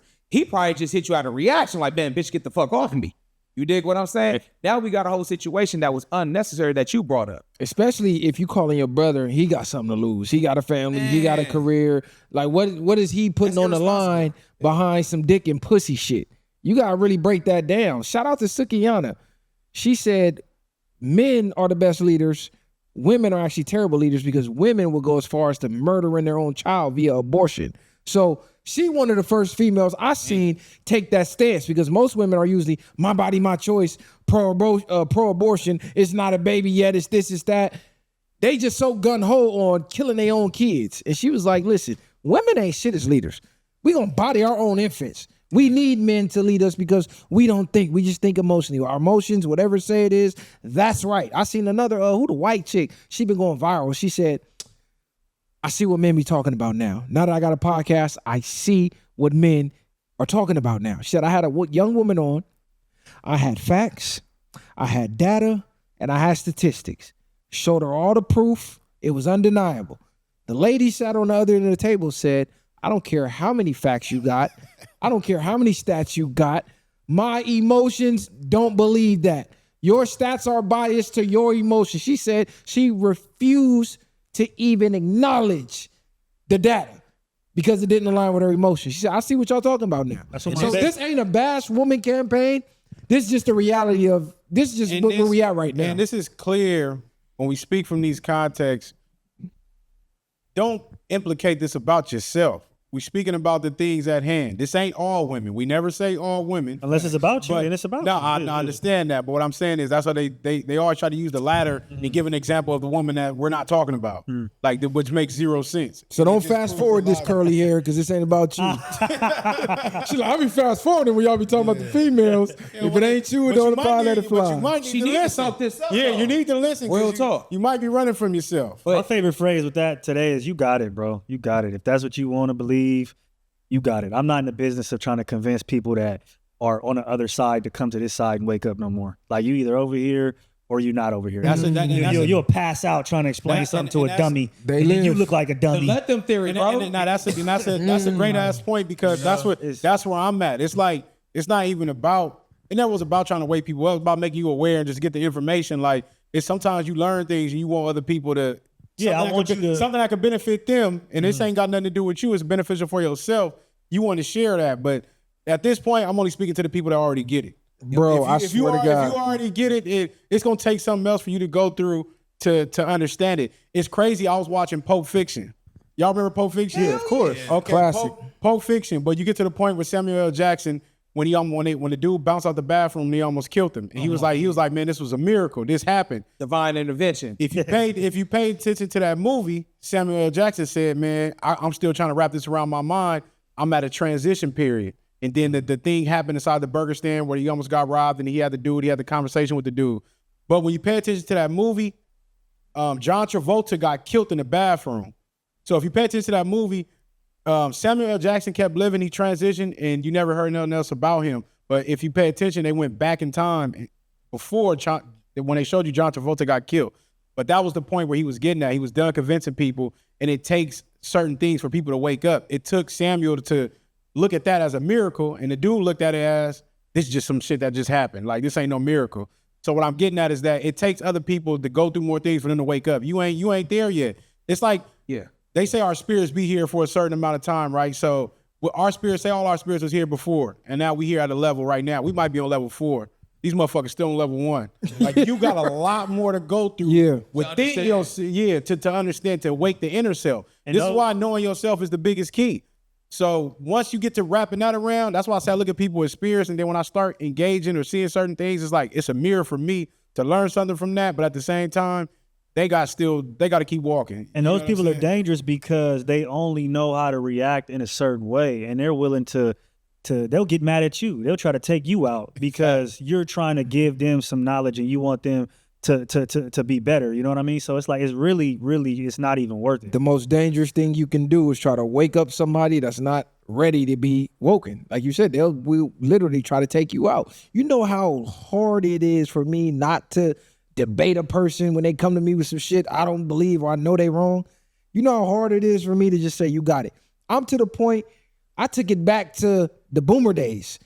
Outside of the podcast, I'm not discussing religion or politics. Facts. Same way, you're not discussing this for real dialogue to learn. You're trying to convince me to think like you.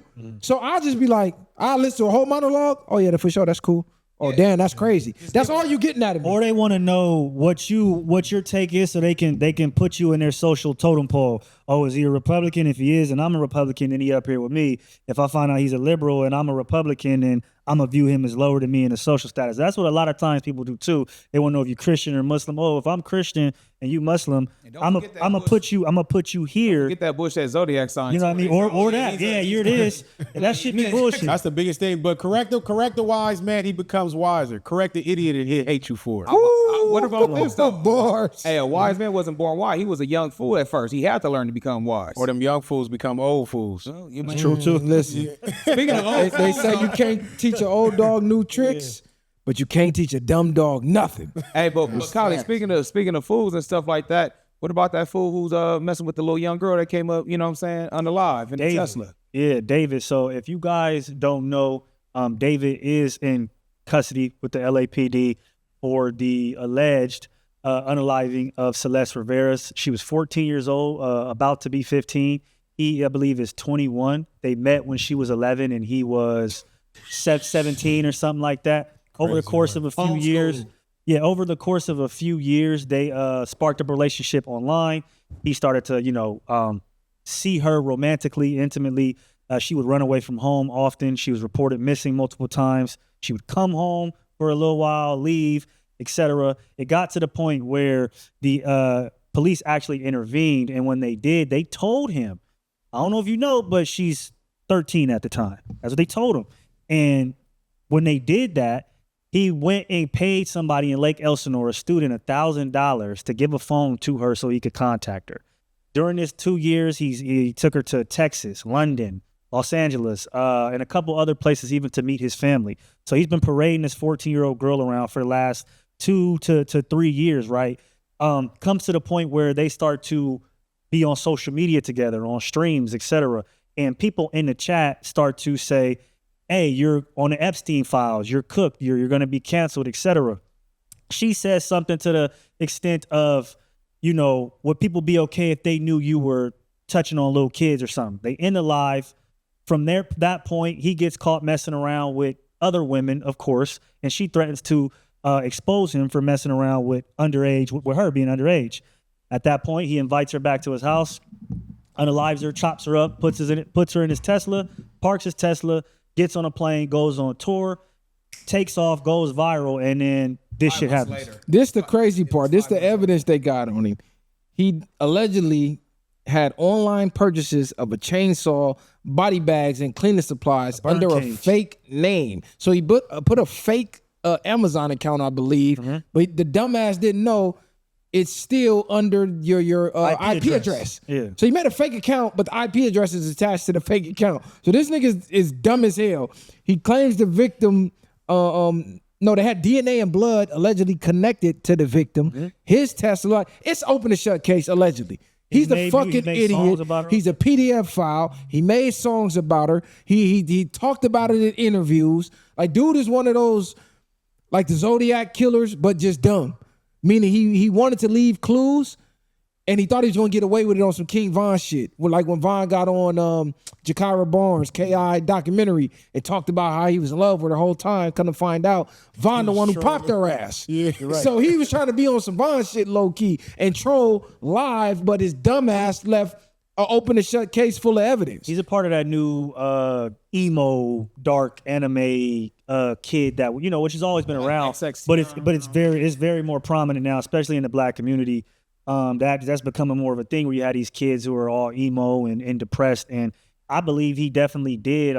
He has spoken multiple times that he has multiple personalities. He has himself, and he has a streamer personality, and then he has this personality that he talked about where in his book that he was writing, or a manga, which is like an anime book, he was a detective and he was solving the murders that he committed. So he was two people. He was a detective in the daytime, but at nighttime he was a murderer. So he forgot to put Goofy in there. No, this is his whole spiel. So it just YNW Melly ass nigga. It just go into his brain. At night he was the murderer, and then in the morning he would be the detective that solved the murders. Like he don't realize he's on the part. This nigga's an idiot. Nigga watched Split too many damn times. Thought he could create his own motherfucking characters in real life. What was that movie? Dumbass nigga. Shutter's Island or something. Shutter Island. Yeah, that's the vibe it kind of gave me of, like, he didn't realize he committed the own crime. But we knew this nigga was guilty when they first dropped the evidence. Like, all that shit added up and pointed right in his direction. Like, they were trying to get that nigga a chance to get ghost. Like, you don't know your body's in your Tesla? Come on, bro. Right. What are we talking about? And let that,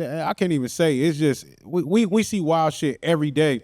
And it's to the point now, nothing is going to change with these type of people unless we're having a day where they're not going to court, they're not going to trial. Once they found guilty, we taking you out front, out the biggest, the whole city coming out, nigga, and we have choices to either stone your ass, they want to put a bullet in your brain, however else people want to see it. Until people see that, everything else we see is gruesome online. If that don't start happening in the PDF files and stuff like that, ain't nothing finna change. It's very unfortunate, you know. Rest in peace to the young lady Celeste Rivera for, you know, at that age, not even getting to really live no life. This is a cautionary tale, right? About I think he deserves to pay everything, but I think this is a cautionary tale for young women as well, that just because you feel like you're old enough and you can move around and maybe manipulate the situation with older men, ultimately they're more than likely the one that's in control. So I think it's a cautionary tale for young women to really vet what they're doing and don't be in such a rush to deal with older men or, you know, men with status just because of those things. Really get to know whoever that person is and see this as how they interact with other people before you do that. Little girls, don't rush to be grown. You got your whole life to be an adult. Don't rush it. Trust me. You don't want to burn out too quick. Stay in your place. The fathers in the family, shame on y'all. I hate the victim shame, but the family should have been more in that daughter's life. There's no way she should have been a constant runaway. There's no way she should have been going out the country with a grown-ass man or anything along those lines. No, you can't control everything what your child do, but you can definitely do some type of provision plan and being a factor in their life. Again, go back to Joe Jackson. If that was Joe Jackson's daughter, she wouldn't dare do no shit like that. No, for sure. It was definitely a lack of... But you gotta even get to the point where, like, we knew better as kids of certain things. Stranger danger was a real thing. Like, those things have to be implemented, maybe in a newer fashion at this point, but even when it comes to this online presence that's dramatically, you can't even play Roblox without somebody being weird. So they have to understand on stranger danger. Stop trying to meet new people. If you ain't meeting them at school, if you ain't meeting them at certain places with family members, other than that, you have to embed certain things. And there's some things you just really can't control, but it's unfortunate. And then a lot of these dudes be psychologically making themselves like to the point of crazy or depressed or no, I'm not even saying this. That they're stuck in a mentality of trying to create history. Like, they highlight so much of these people from the Marilyn Mansons, of course, that they use him. You know, all the Jeffrey Dahmers, you're getting documentaries. These niggas looking at it like they in the history books. Facts. You don't remember none of the victims' names, nigga. Facts. You don't remember none of that. So these niggas is feeling like I could be a serial killer, get away with it, even if I get caught, nigga. They're going to put me all over TV. Series, like, if these niggas got zero coverage, I forgot what movie that was. I think we was watching not too long ago. In the end, the dude didn't get the, it was the movie with the AI stuff. Mercy. It was Mercy, yeah, and the dude was sick because they wasn't. They wasn't finding out that he wasn't gonna get the media presence that he wanted. They like, but they shut it down before. So I think a lot of that, like, stuff that's going, I'm not gonna lie, to me, stuff that's going on in Iran, different places, I shouldn't even have to know about out here. If this is really a fight outside of us as a citizens, why are y'all preparing us when we can do nothing if they decide to drop nukes over here? Y'all gotta fight that. We shouldn't even be in the fight. His upbringing, or go ahead. I seen the coldest rabbit hole about, like you were saying, how they highlight the serial killers. Now, allegedly, the Charles Mansons, all the prolific serial killers throughout history that they highlighted were CIA assets who really, they wasn't even the killers. They were like crisis actors in a sense. Like, because they took over them or something? Nah, like they were literally government officials, damn near. Like, they were CIA assets. Like, who was We'll read about Charles Manson and LSD and the implementation of those psychedelics and the CIA and how he had some sort of streamline with Planned Parenthood, and remember, this guy was getting arrested all the time, all over, running around with little girls, and was somehow getting in and out of jail. So, you know, back in that time, the theory is that, you know, the CIA took LSD and elicited to communities to see how people will react.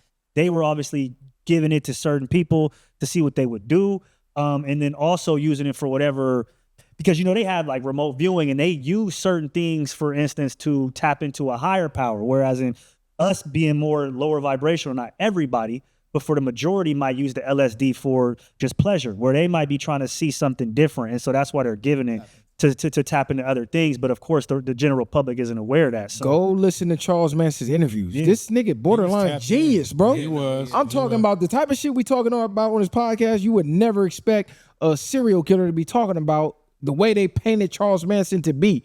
Dude is predicting like all of this war in Iran shit. He was talking about the World War II and how the government did this and that. Like he said, the LSD. He's tapped in on another level, and that's what really made me pay attention to that rabbit hole. And then I seen they was putting like still shots of him from different interviews and different court dates, and the swastika was like different places every time, as if they were forgetting, like whoever did the makeup that day fucked the swastika up. It's a cold rabbit hole. Go down the rabbit holes, I'm telling you. The Unabomber is another one. All he wanted to do was be a songwriter or a singer, because he actually even wrote for the Beach Boys. You know what I'm saying? And things like that. And they didn't even accept his song. They copyrighted, reused it, and he never got no money on it. And that's what really made him upset. You dig what I'm saying? And the cool part is the way they sensationalized him. You would think he was out there like really going crazy, but I believe he didn't touch a body. He was at the crib. No, he was at the crib and then he sent them niggas to go do it. So it's like, y'all are really the dummies to keep it 100. Right. Y'all let this nigga gas y'all left to go do some stupid shit. Jim Jones, you saw Jim Jones. So, but the thing I hate about Jim Jones is because he did it to our people. It was a lot of us that he made drink the Kool-Aid. You know what I'm saying? Leonardo DiCaprio, supposedly they're coming out with that movie, Jonestown. Oh yeah, he's gonna be the actor. Yeah, it's in the works. Okay, it should be a good one. If you see look, we just said we glorifying it. We like, oh damn, that sounds like it's gonna be good. But you know what I mean. But I told you, but don't Leonardo DiCaprio on it, man. Because you got to think, nobody cares about the victims. Everybody's so intrigued by the killer. It's the King Von effect. You had Lil Jeff looking up to King Von. Now he want to go get bodies and have killing schools, and nobody really care about who got killed. You just like amazed somebody killed somebody because secretly all humans want to know what that feel like. Because even then they start putting them in different contexts. Like you start naming them serial killer, then you giving them names for it. So it's like you really creating a whole character. And then they capitalize by making money off the movies and everything else. But you're pumping it to where more people, if they didn't see this, they would have no idea of even thinking they could become that. Because you got to think, the Zodiac killer. How the fuck we even know that person was real? Oh, he was writing letters to LAPD. He was doing this. He was leaving clues and was never caught. So now look in history of how many people tried to emulate that to be the next Zodiac killer. Like copycat killers. Copycat killers. They sensationalize shit. Same thing with, I don't know if we can say that this school So it's ever since Columbine. Yeah. You know, at that time that was like, oh my God, this is never Bowling at Columbine. Now it's to the point now where it's kind of like I hate to say it's like a common thing in America now where school shootings happen. Yeah, and I think that, and we talked about this before. These are like these fear mongering tactics I think the government puts out because it was the serial killers. It went from them to the school shooters, and then it went now to the mass shooters, where now people have to live in fear. I could be at the bank, I can go to Chuck E. Cheese, I can be anywhere and get laid down. So that's the new thing. They had us when niggas used to leave their doors unlocked or whatever white people was doing back in the day. They shook them out of that, right? They put a fear into that to increase the surveillance and the stranger danger, et cetera, which I believe was real, but I think sensationalized to the point where it does give people that irrational fear. But fear has a way of controlling all of us. Anytime you fear, you'll get anybody to do anything because they don't know what to do in that panic. So if you're telling them, hey, this is the proper procedure to do when you're afraid, you're going to get everybody to listen. Same thing with y'all know what happened in 2020. We was wearing masks. Yeah. You know what I'm saying? Like niggas was in the car. In the car by themselves. So it's like anytime there's fear around, if someone's telling you what to do, you're going to listen to them if you're not prepared. Fear is literally paralyzing and not good for your condition of your body. Now, go ahead. The chorus. The chorus. No, go ahead, boy. I wasn't. I didn't have really too much. I was just saying that like people get into fear and you get into a fight or flight, and really it's just a mentality because once you get in fear, you can't necessarily people that don't overcome their fears in them moments they can't think. Like the brain is not able to process. Your feelings are able to process it first. This is why you have to get to a point where you're in alignment and you're able to ignore your feelings and be able to use your brain. But you want them to be in sync. But for the most part, people that get into those moments, the fight or flight, and they choose the fear is because their mind is not receptive enough yet to even act. So we see, like you said, it overpowers them literally. And you got to think about fear. What is fear? You suffer more from your imagination than reality because you're scared of something that hasn't even happened yet. You literally are creating something in your mind. You create an image of, let's say you walk into a dark alley. You don't know what's in the dark alley. You ain't seen nobody in the dark alley. The fear of, well, shit, it might be a man at the end of this alley with a knife or a gun. So that's what terrifies you, not the actual dark alley itself. It's your imagination. You suffering from yourself, and that's what fear is. That's why the government does little things, allegedly, with these crisis actors. You had a bitch die at the Boston Marathon. Next week, she was at Sandy Hook, allegedly. Shout out to Alex Jones. All right, he might be controlled op. He just closed down too. He did. But anyways, it's like they create these instances, like you said. Now you in Walmart. Damn, is there a shooter in here? Now you in church. Is there a shooter? It's all your imagination, bro. And just understand, like, I don't know if you remember that book you had where it was talking about mindsets, that some that make you more powerful, some that make you don't. Like, so when you have fear, that's more absence of courage, but the fear is making you weak. And courage and certain higher vibrational thoughts that you profess, that doesn't mean you don't have the same feeling, but you have the courage of the action. So that produces more for your immune system than those type of thoughts. You can get to a point where like you can call them cousins. So a person could be fearful And then you can start thinking other thoughts that relate to that equivalent the same toxins that go in your body. And y'all can look this up if you think I'm capping, but fear and weak thoughts, that's why they tell you, as a man thinketh, so is he. And those are the things. That's why they tell you need to understand God on a level to where if God is moving within you and you believe that, you walk around with no fear. This is why they tell you to move that way, because it's more powerful than what people think, but people just say that shit. They don't actually believe it. When are we going to question the way we're taught about God? Y'all tell us God is everything, the Almighty, created everything, but then everything that goes wrong, we blame what? Sin and the devil. But allegedly, supposedly, the devil was once an angel, was once one of God's favorite that fell from grace. So if God created the devil and he fall from grace, and then the devil is sent here to do harm to God's children, why the fuck didn't God just delete the devil? Just erase him. You created him, right? Why is he letting him run a terror on the world? And if God is everywhere, that means every single bad thing that happened to somebody who didn't deserve it, God was there watching it. Why?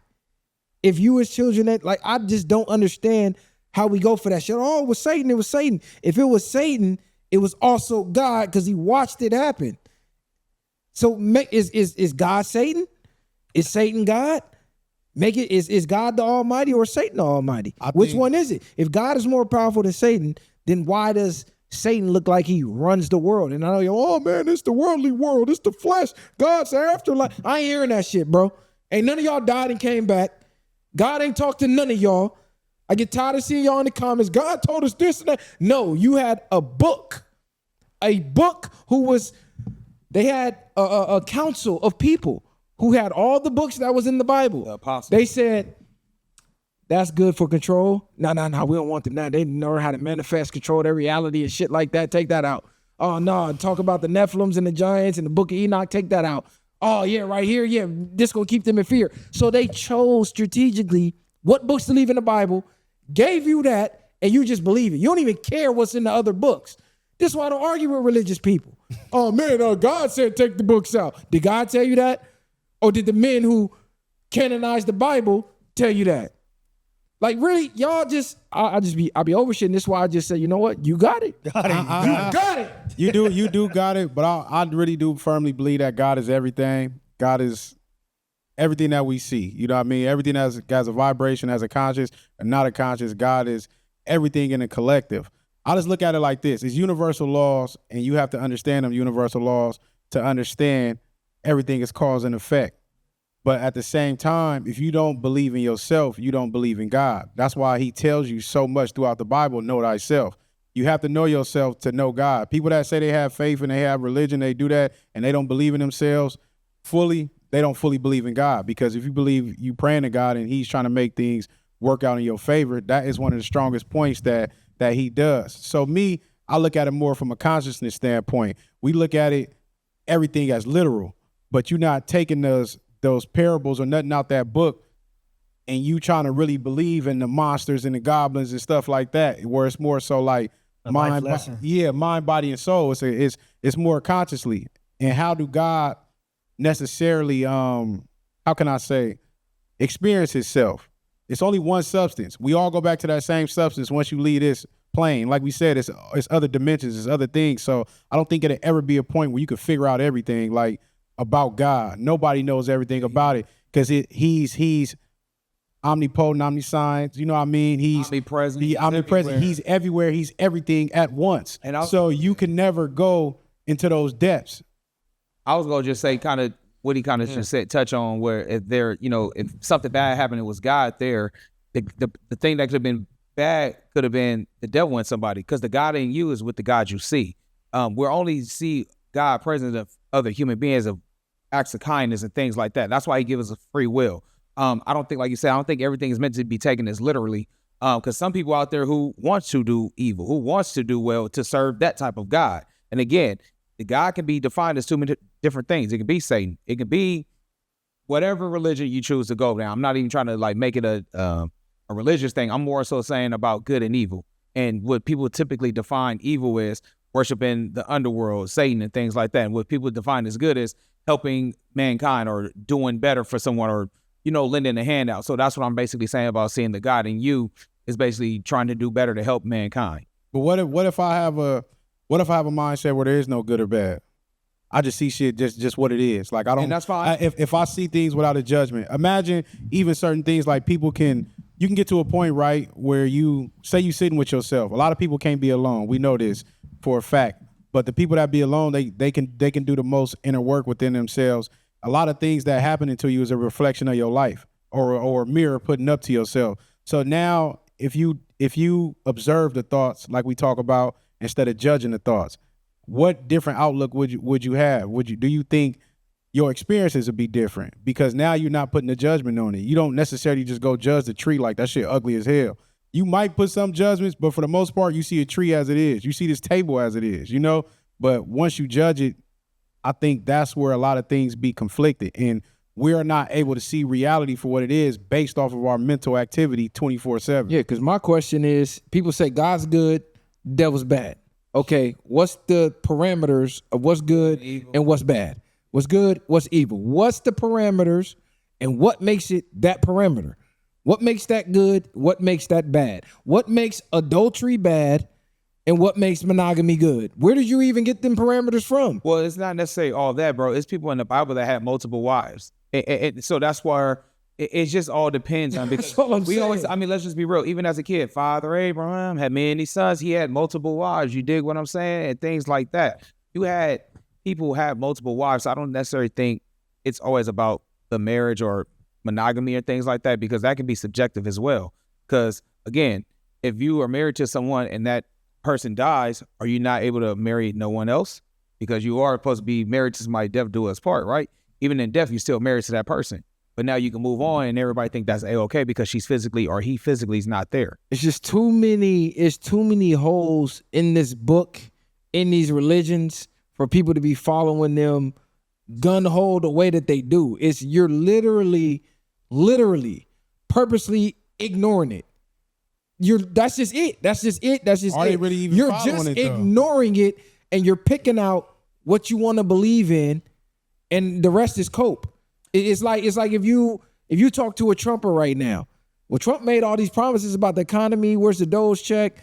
They don't want to talk about that. Oh, well, you see what he's doing with crime, and it's like they want to curve around that and say, "Oh, it just is what it is. Don't question it. Faith of a mustard seed." Man, get the fuck out of here with that shit. Unless you can literally get God on speed dial, I'm not hearing nothing you saying. We all believe in whatever the fuck we choose to believe, whatever God is. Life is a fight against your disbeliefs, but I do believe you can tap in with the source. The same way we seen on Michael Jackson, where he was like, "That's where I get all my ideas from when I'm sitting in the pool." So I believe meditation and those things, your higher self is God in a sense. So once you tap into that frequency of it, you're in alignment with him. So I think that's the thing. I just think the way people view it, and I ain't saying I'm right or whatever. This is just how I perceive things to a point. And everything else we do, it's been as a collective. They named these headphones because people made them and said, "I'm gonna call these headphones." They could have called the headphones a damn box, and it would have been that. Yeah, you know what I'm saying? So whatever it is, it's just agreements. That don't make it also necessarily facts. That's why I say you have to really study laws outside of the things you don't see, because most things that people fuck with is only through the five senses. Most people ain't tapping into their sixth sense. Most people not. Yeah, you're not doing that type of work to really have a different understanding. So I just look at it like that. Like, look at these pastors. Why are the pastors getting disclosures allegedly from the government about human contact with aliens coming up? Why are pastors the ones delivering this news? Same ones who told you Book of Enoch, it's not real, it's fake, I wasn't governed by God. Well, now they're getting the first message to tell the people, hey, get ready for first contact. You know why? Because religion is the number one thing used to brainwash people, and people are going to listen without questioning shit. So why would they go to the pastors? Why not have the politicians tell you? Why not have your teachers tell you? They went to religious leaders. Let that sink in for a minute. But you got to think too, sometimes you got to put them in question, because I just seen something today.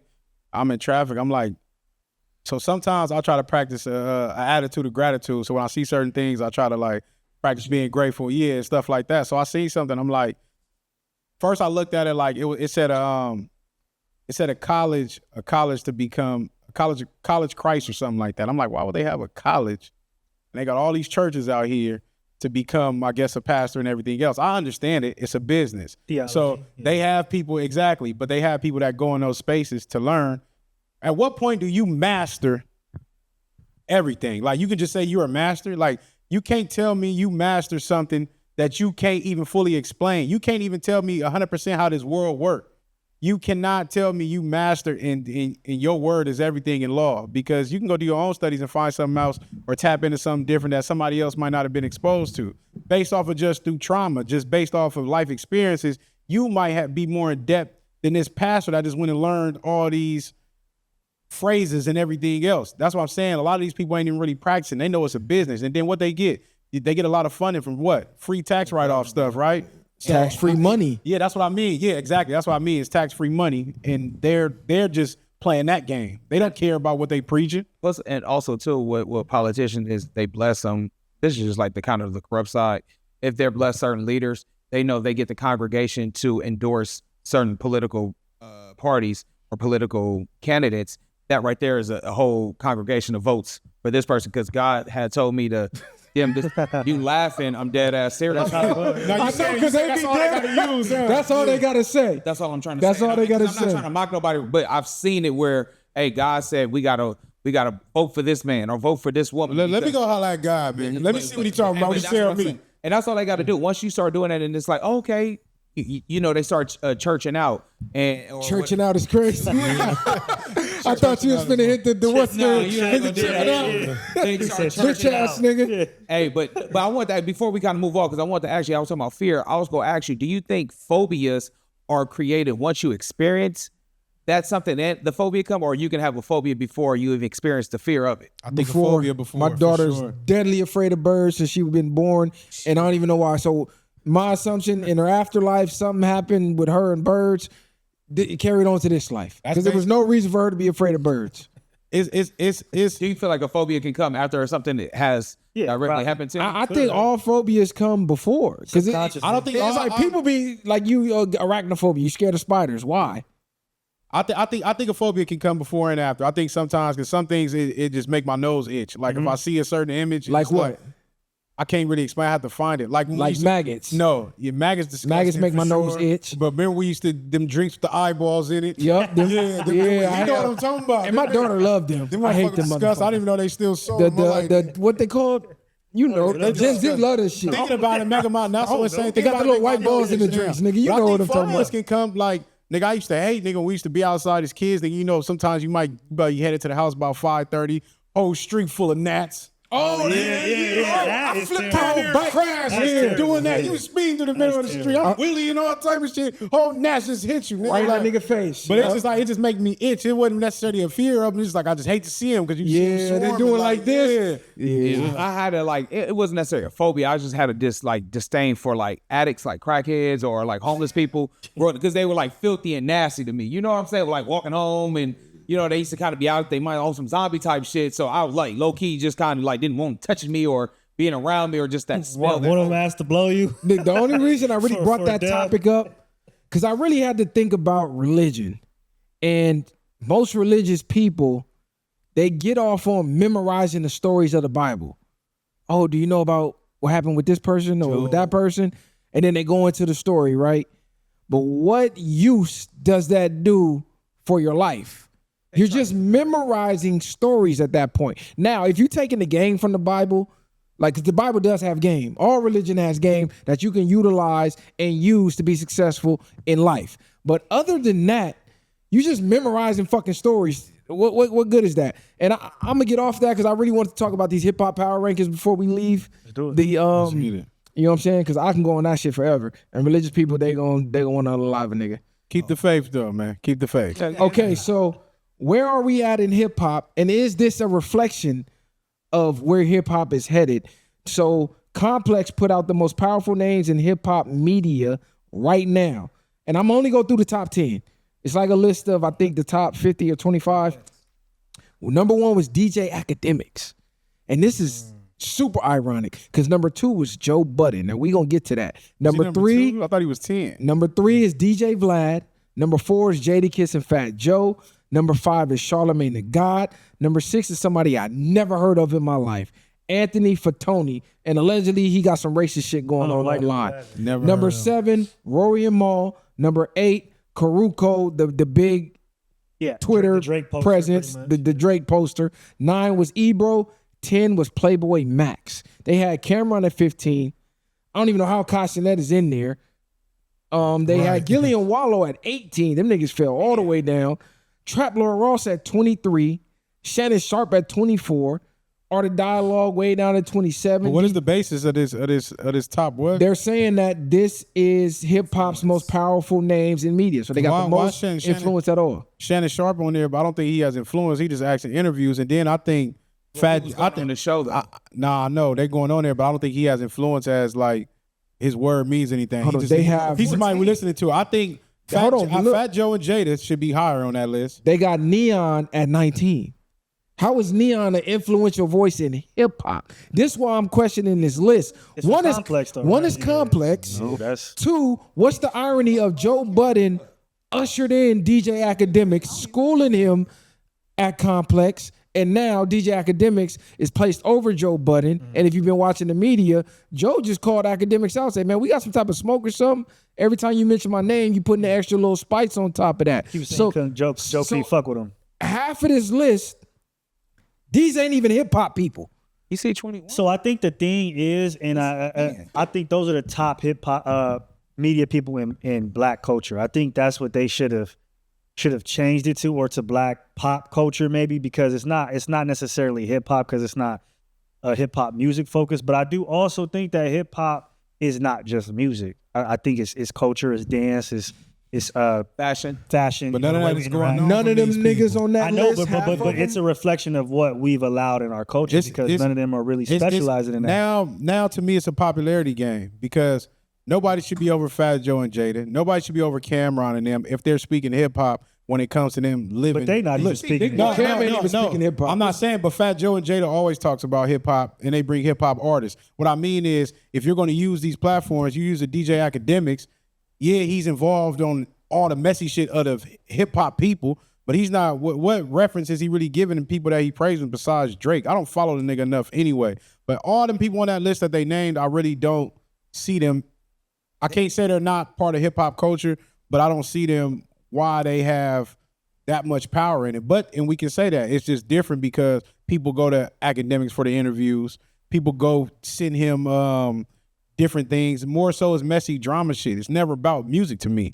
For most of these people. Nori's at 25. They don't have Big Boy on here. Jim Jones at 26. Jim Jones, I mean, Big Boy's he's not a influential voice. Syndicated at this point. He's not an influential voice in hip hop, meaning hip hop, to have an influential voice now, you got to have a pod or you got to be a streamer. The radio, you're not really having no influence. But what I'm saying is, if Big Boy was to go full-fledged podcast, he will pull, especially because he was like, I believe he has one now, that Big Boy TV where he did like Big Boy. I'm not doubting he can't. I'm just saying right now he don't have a voice. Big Boy down there been podcasting what he's doing since before everybody. Radio. Yeah, but I'm saying to have a voice that really matters right now, nobody's checking for Big Boy. Like when Drake and Kendrick was going on the beef, there were certain platforms you were going to for the play-by-play updates. Big Boy wasn't one of them. You're not getting a extensive breakdown from any radio show, so that's why those are out. You're not getting an hour breakdown on a topic. You're getting a donkey today. You're getting a 5 minutes. You're getting a where are you from? How did you start this music? What is your new album? You're getting those types of questions. The media run questions that you have to do when you are promoting an album. Simple as that. That's why they're over there. But that list, it's true. Those are the top people right now that are relevant in hip hop culture. Whether we want to agree with it or not, it's the truth, and it's a reflection of what we have pedestal in hip hop. Y'all believe Neon has influence. This is the type of things I mean, like maybe not influence, Neon, but Joe Budden Academics for sure. People confuse these niggas motion. They confuse these niggas drama, spills. They confuse a lot of things. Like the bar is set so low about everything we do that it's insane at this point.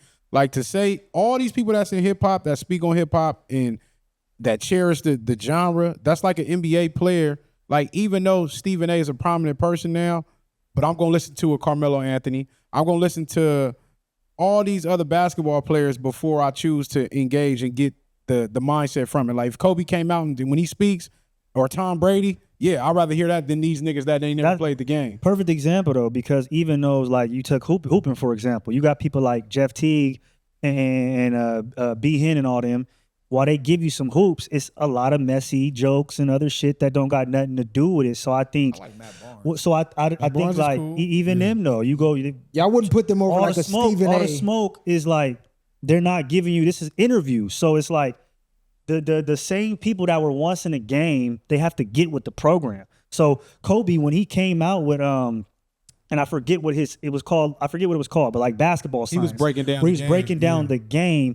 That's not going to be as cool as hearing funny stories about what happened on the bench or this night in Vegas when we was in a stay before we got on a plane or whatever. So a lot of these people, even if they want to be basketball purists or hip hop purists, they gotta kind of talk about other stuff and get with the program because that's what the algorithm wants. But I feel like Gil is and this is my last point. I feel like Gil is a good person that gives live Hoops updates on hoops. Yeah, that's his shit, huh? Yeah, so I like Gilbert Arenas' takes on a lot of things, but I understand what you're saying. They go more than just strictly basketball. It's just crazy that Trap Lord Ross is over Nori.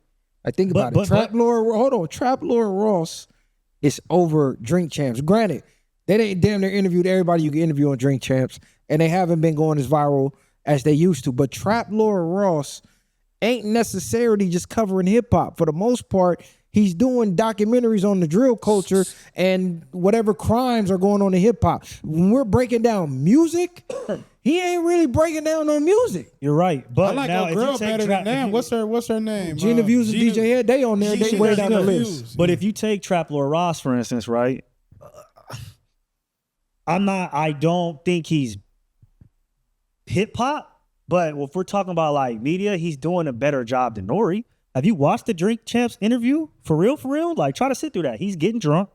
He's talking over the guest, talking more than the guest himself. Like, it's not really, and that show's been around since 2012 when Breakfast Club started doing the interviews and showing them on YouTube. So that's damn near radio syndicated to me at this point. Like, it doesn't hold no weight where, I mean, I get you, it's music, but I look at that like, Big Boy, you come on there and okay, what's the crazy stories? And then what's your new album? The same shit. It's the same shit. Big Boy interviews be great to me. They don't be, I'm not saying that they're bad, but even I'm just Drink saying Champs, that. Drink Champs is not more so like, oh, I'm coming here, I'm promoting my album. Like, that's the same regurgitated stuff to me. Like, I like to hear the stories and things about the artist that you necessarily won't always get, in my opinion, because that's still hip hop. You're showing the dynamics and the mentality that goes inside besides a lot of these people. There's a lot of Nipsey interviews that are more appreciated now than they was before. To me, that was still hip hop, just another side of who this person was. The music should speak for itself. Like, all this other stuff that we got when it comes to hip hop, it should be talking about the music, and that should really be it. They too worrying about their relationships, who this person fucking this week, what's going on with their bag. Like, music is about music, and I don't think nobody on that list, I believe, that who strictly talks about music. No, it's a lot of people on this list who strictly talk about music. They're just lower. Like Marl and Roy, like, I don't even know them niggas from Drake and them. Like, I don't even know them. But if you don't follow them, you gotta watch them though. You have to do more in today's time. It's just what it is. Like, hip hop has became mainstream to where you can't just be a hip hop. like a reality You show can't just now get at on this there and point. talk about bars. You can't no more, even if you want to, because there's so much more. There's so many more eyes on our culture, and it's being used in so many different marketing schemes, etc., where you have to be a jack of all trades in this hip hop thing now, because this has became pop culture. That's why the streamers are up there, because the rappers are being pipelined through the streamers. So when they want to break a song, they ain't going to the radio. They used to go to the radio. Now I'm gonna go straight to the streamer. I'm gonna go to Academics. Why? Because he has the most eyes. I'm gonna go to Joe Budden. He got the most eyes. I'm gonna use Neon's influence in his crowd because he got the most eyes. That's just where it's at right now. So even though Big Boy is a pioneer, he is a legend. He did lay down the blueprint and the carpet. He's just not as relevant today because people aren't just going to Big Boy to break their records or to break news or anything like that. Do you think Big Boy is maybe ahead of his time? Maybe you think if he was younger, if he was in streaming today, he would be up there like how we valued him during the radio? I just think Big Boy, in his era, that's what he was. We in a new era, like Kali said. It's a whole new parameter, bro. Like you got to. Boy, it was everything. He was able to entertain. It's crazy to me because Radio's just no more. No, we got to but, accept no, that. but it is It's just because it. Radio's no more, bro. It is. We still argue about people getting their songs on radios and trying to get certain plays and stuff like that. Like because who? But we know listen. Let me say what I'm saying. To your point, you just said, well, if you don't, I say I don't know nothing about Roy and Maul. Well, if you don't follow them niggas, you're not up to loop. If you don't listen to Big Boy, you're not up to loop. People are still going on the radio, and he's still going to crack new mainstream songs when the radio comes on. No, I don't watch the machine academics. is still going to put stuff through the radio to be on rinse and repeat. I'm not saying they don't. So what I'm saying is he still has influence. People that go to work in the morning and listen to Big Boy, that is still a demographic of people, unless he would be done. Compared to academics, is not even comparable. Like, I don't watch academic streams unless I see a clip on X, but I don't have to watch it to know his influence because he's everywhere. And when you look at his views, he's everywhere. When Drake wanted to break his beef, his records, guess what? He was sending it to You Act. can say the same thing. He was with sending Nip, it to though. Rory Moore. When Nip was alive, he was prevalent of showing Big Boy love, and you know that. Yeah, but Nip's on the West. He's on the coast, bro. And He's trying to get his name out there. Not only that, Nipsey comes from, he was still filming a video to every song on his album. Like, niggas aren't doing that. That is from the older generation. But Nip was already ahead of time of downloading music though in his store. But you gotta understand, like, dropping a video for every song is old school shit. And it worked for him because he's Nipsey Hussle. But so that's why I attribute him still going to Big Boy. And because of some LA shit, he fuck with him. But I don't think I just think we're in a new time, and Big Boy, as cool as he is, put it like this. A rapper chooses to go to Kai or chooses to go to Neon. And even if they don't, we're not necessarily privy to the media influence or the higher power influence in it yet. Whereas if you go sit down on Big Boy or Hot 90s, whatever, it's because a manager or an agent or a company reached out to iHeart, and then they reached out to Big Boy's team, and then Big Boy's team told him. I think they're doing that with the streamers too. Hold on. They're doing that shit with the streamers too. I'm not saying they're not, but what I'm saying is that the jig is up. We know radio is completely pay to play. We know it's syndicated. We know there's a certain amount of spins. We know that this whole thing is just for a press run, whereas in streaming is the same thing, but not everybody has woken up to the play on there yet. Everything is pay to play. I'm not saying it's not. Know the Streamers pay to play for sure. Now you going on? If a nigga like Neon or these niggas that know they got streams, they know they can make either. Unless they reach out to you and want to make some money with you. Other than that, you're going to be able to pay to play with them niggas. Hold on, you know that people. Listen to why I'm saying this. You have people dumb enough right now to the point to where Steak is trying to sue Drake and DJ Academics for posting that they made money from Steak because people really truly believed it. So I get what you're saying, and we know that this is industry infrastructure when it comes to the streamers. But the 10-year-old kid or the 15-year-old kid, he doesn't know that. He thinks these people are organically coming on there. They've taken the radio play and that industry infrastructure, and they've just moved it to the internet. Let me ask them. So who do y'all think has the influence then right now? It's not even more so. No. I just want to know from y'all perspective. I'm saying still got it. Even though before the Netflix shit kind of. It's Ack and Joe. That's it. I'm gonna keep it 100 with y'all. Right No, now, hold on. No, I want to ask because I think the disconnect is we seeing it live. Like, you know what I'm saying? Like, you pretty much know what I'm saying, but I think they got a different view of it. I want their view. I know what you're saying. My whole point is we're defining these things by random lists or things off the internet, which we shouldn't have. Like we say influence far as what, nigga? Because half them names, nigga, what is the influence? Because like I said, the only thing I see this nigga do is glaze Drake and talk about the drama of the hip hop scene, and he's popular. Right? So he's popular. This is what I'm saying though. Influence in the music far as what? Like they're not making.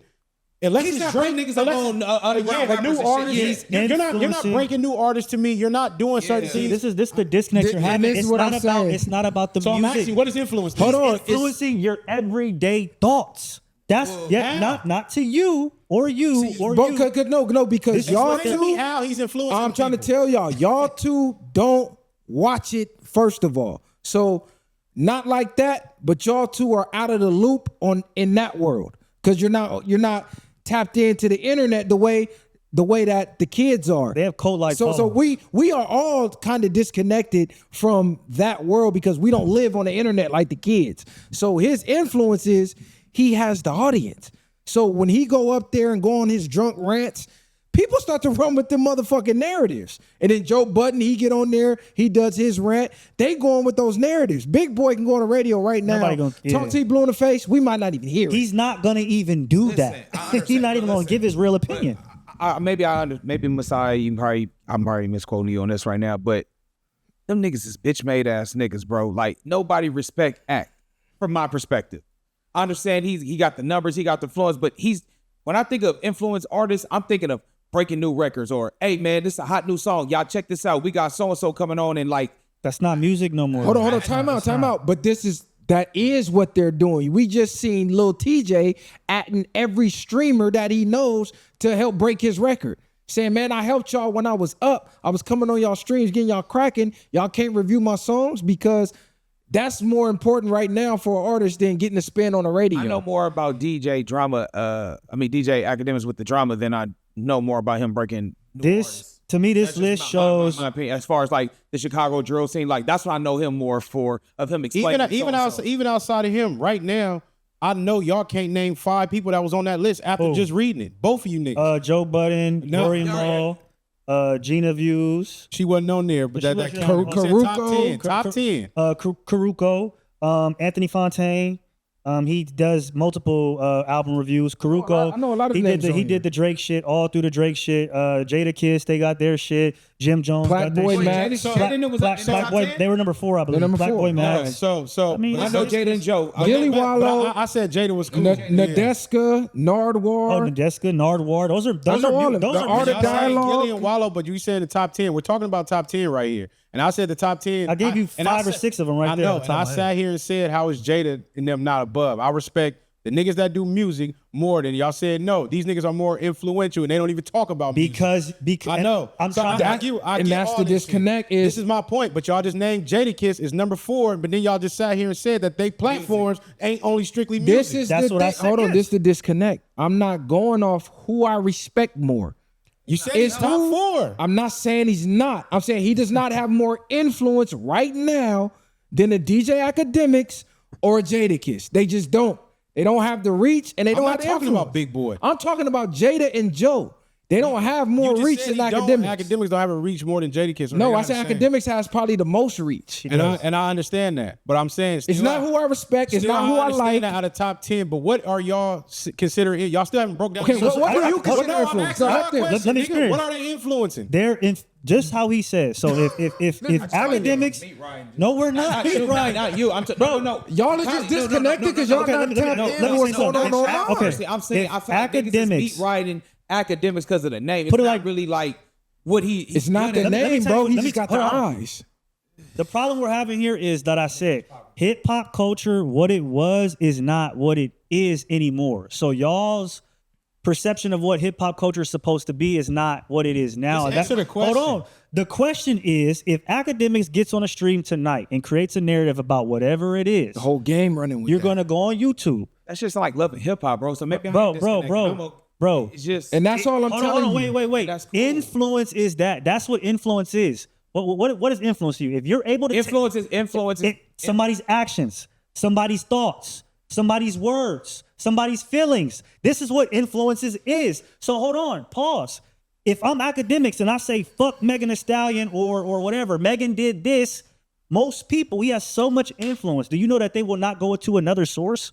Do you know that you'll find 6,000 podcasts tonight that say per DJ Academics as my source? They won't go to Kate. They won't go to no news, no encyclopedia, no nothing. Axe said it, Joe said it. That's it. That's influence. Whether y'all niggas like it or not, that's the new influence. It's not about breaking artists. It's not, and I would love for it to be. It's not about music and raps and bars. It's about who can influence. like there's a lot of who can influence you to carry on narratives. That's what's making the bread now. That's what we do right here. A lot of times unintentionally as well. We're true to ourselves, but when you come on here and say, "Hey, the secret to a best marriage is a side chick," hold on, wait. That influence, you're gonna influence somebody to take that path. Niggas say I'm disconnected, but niggas get gossip and influence as the same That's thing. what That's it- not. Hold on, that- let him land. Let him land. Gossip and influence is not the same thing. Separate. Just because he can say something and people talk about it is not necessarily automatically influenced because you choose it. It's What is gossip? See, I don't. It's no different from They believe it. what's them pages like the Shade room or something. Shade room. Those have That's influence. influence. Shade Room got the most influence out of every page. But they're not influencing nobody to do nothing. You need to be mad at the people being influenced by dumb shit. One mic. Reporting the news is not the same thing as influence people. You're just letting you know what's going on. You're not necessarily influencing. That's the point. No, Kylie, let him land, because they gotta see both sides. And what I'm trying to tell them, they're thinking of what we respect, what we want the rap game to be, what we think it should be. Rap media is no longer about the music.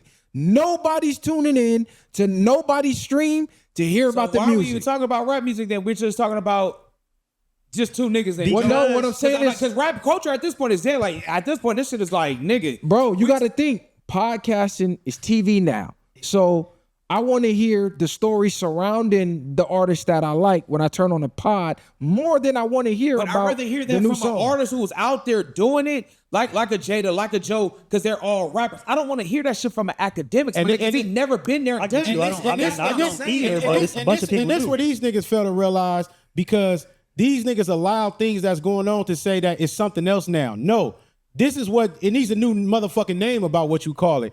Music is music, and like you just said, if rap is graffiti and everything else, he ain't talking about none of that. Then he doesn't have real influence when it comes to rap. He's not. He can say things because he got a gang of dick riders, like you said, that agree on something, but he's not influencing nobody to go do nothing. You can't.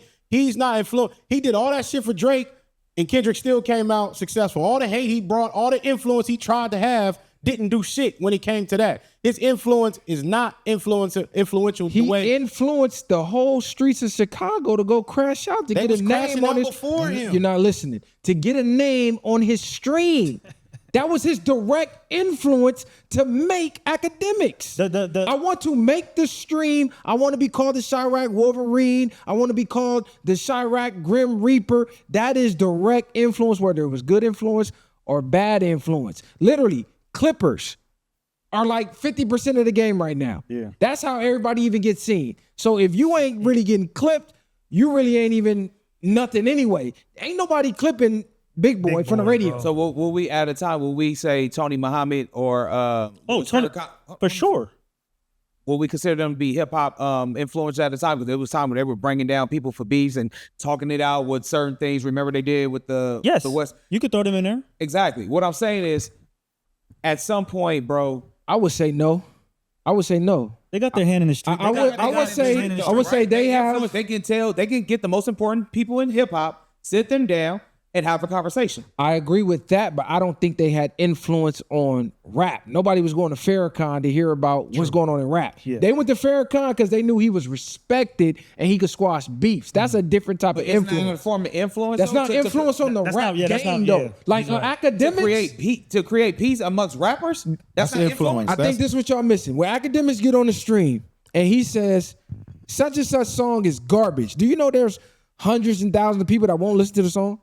Yeah. And they just gonna say, oh, Accent is trash? yeah, It's man. trash. Well, That's I- influence. Whether- Joe Budden, same thing. That's influence. Maybe it's a disconnect because maybe my generation, like we had originality. I give a nigga. Couldn't nobody tell me an album was whack without me listening to it. I You dig agree. what I'm saying? when I speak more so hip hop, when I say influence, There's always been followers, No, what so. I understand that. When I say influence, Jay-Z has influence. He has influence over the hip hop culture being in that space. LeBron James has influence, we know, within the NBA. So when I say influence, I'm not necessarily automatically thinking about just only the people that's watching him. Like We're talking about media platforms. people that have Perfect. influence in the industry. Joe Budden and academics is both of them have the ability to have rappers. I never celebrity discredited ball Joe. Players, Joe come was on a their rapper, show, so I want to give come him on a their show.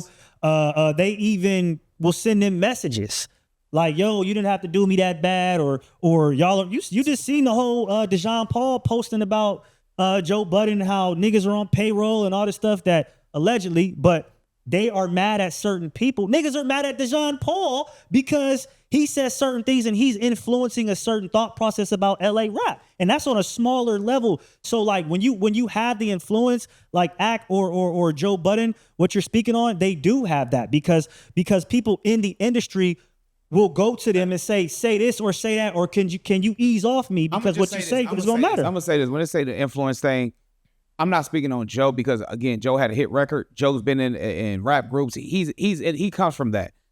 I think my level of respect when it comes to academics is this nigga's famous for other niggas' clout.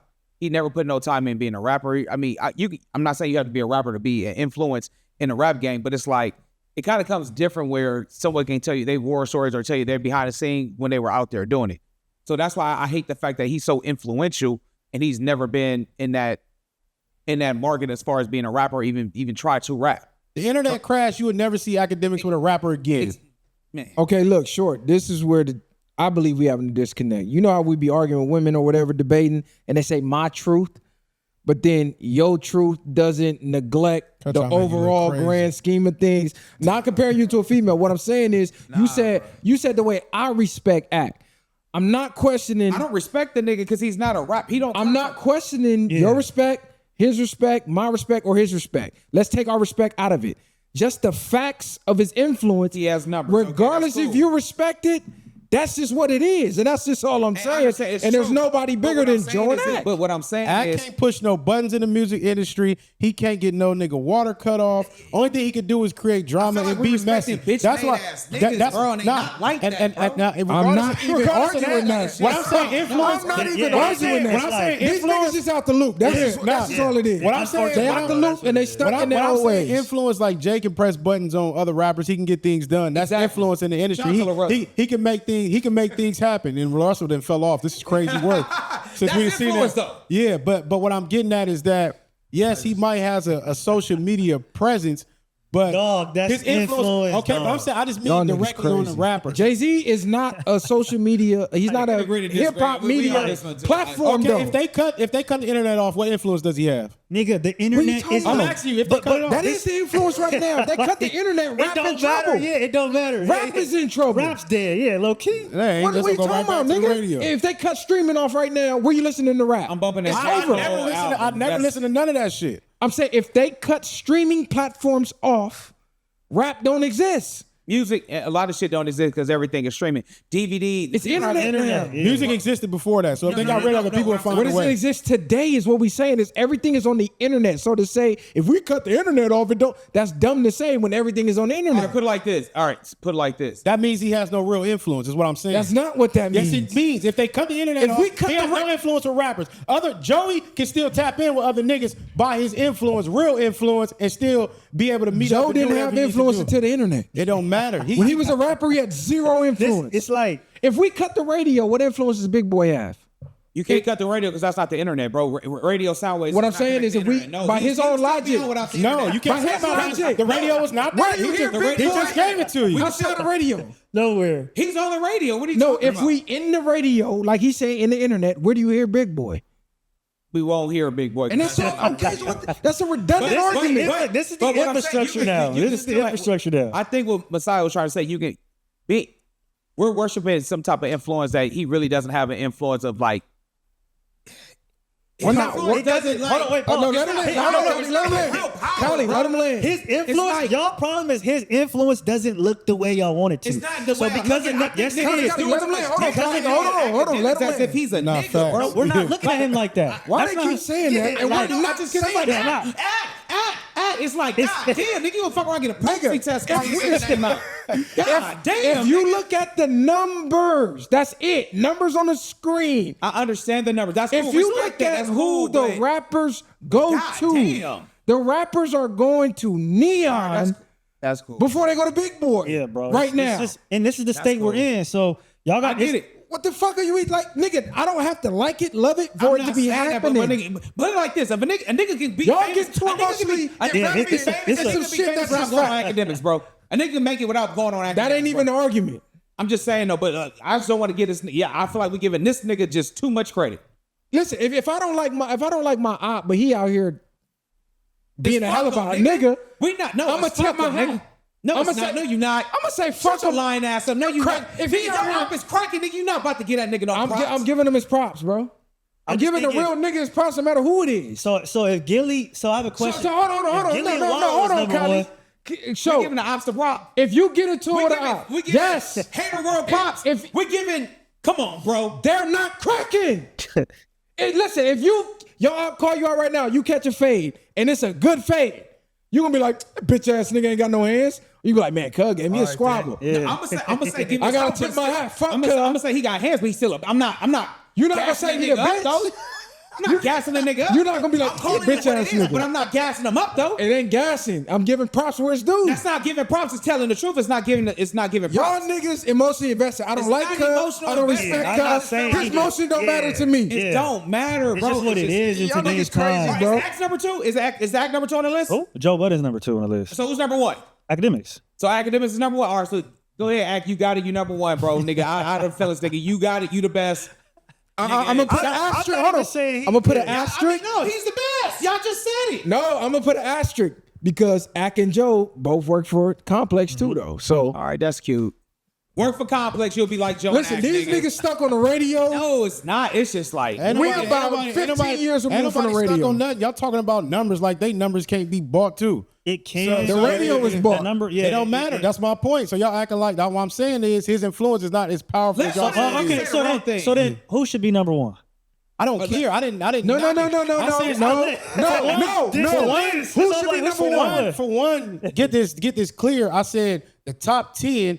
I said niggas like Jadakiss, I believe, should be higher with influence. I don't think to me, they have more influence. Who do they influence? They don't. Name how they influence. They influence this whole generation of rappers. No, Nigga, no, we're no, talking no, about- hold on. No, Kylie, hold on. Name how They they influence real rappers. No, Music, hip-hop. no. Don't pick one side of influence. No, this is hip hop media. Yeah. So not the rapper, their show. How are they influencing more than Joe and them with their show? Not their rap career. They not. Bro. Hip hop media. Fat Joe be on there capping every The things episode. that they talking about, they can have influence on. No, If- not if- think they can. How do they have what more I'm saying, influence right they now? have the only way y'all saying he has influence by making up narratives, nigga. Y'all saying the nigga has influence by fake shit.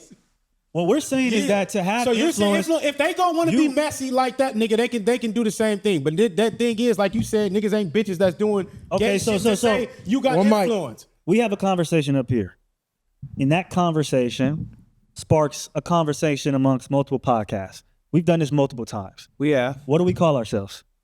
influence. The hidden influence, right? Yeah, the invisible so influence, for that's sure. what influence is. It might not look the way you want it to. Hold on, one mic, one mic. So all I'm saying is that like Ack, Joe, and those people in the top 10 can have a conversation, whether true or false, and that will create a narrative throughout the whole entire media wave in hip hop culture. That's what influence is. You don't gotta like it. I don't necessarily think Ack is the best podcaster person in hip hop ever. Joe either. A lot of the shit be The way immature. you were saying it, you made it seem like No, we not the way you reacted to it. Nigga, it's like defending it because they're defending it. One mic. Go ahead. Sure, you know why? Because these niggas go to him for their information. No, we- yes, y'all do. Nigga, stop the cap. Y'all watch this nigga shit to get information. What The info same- do I get from Mac? Y'all just said he's the biggest influencer. Why wouldn't you go to him? I literally let said. me finish my Go ahead. point. I'm why gonna we let you saying- land. Let I'm me gonna let you finish my land. point. These niggas go to this nigga for this type of shit is what I'm saying. The whole thing was I never said he wasn't influential. I didn't say Joe wasn't for sure. I said, nigga, that top 10 list, I don't agree with. And I think niggas that was in the game should be higher on that list. If we're talking about real influence. I don't care about this fake influence that y'all go by niggas making narratives and drama. Okay, do you That's think- not real influence? Hold on. to Let me ask this. You keep saying niggas that was in the game. Jadakiss was in the game.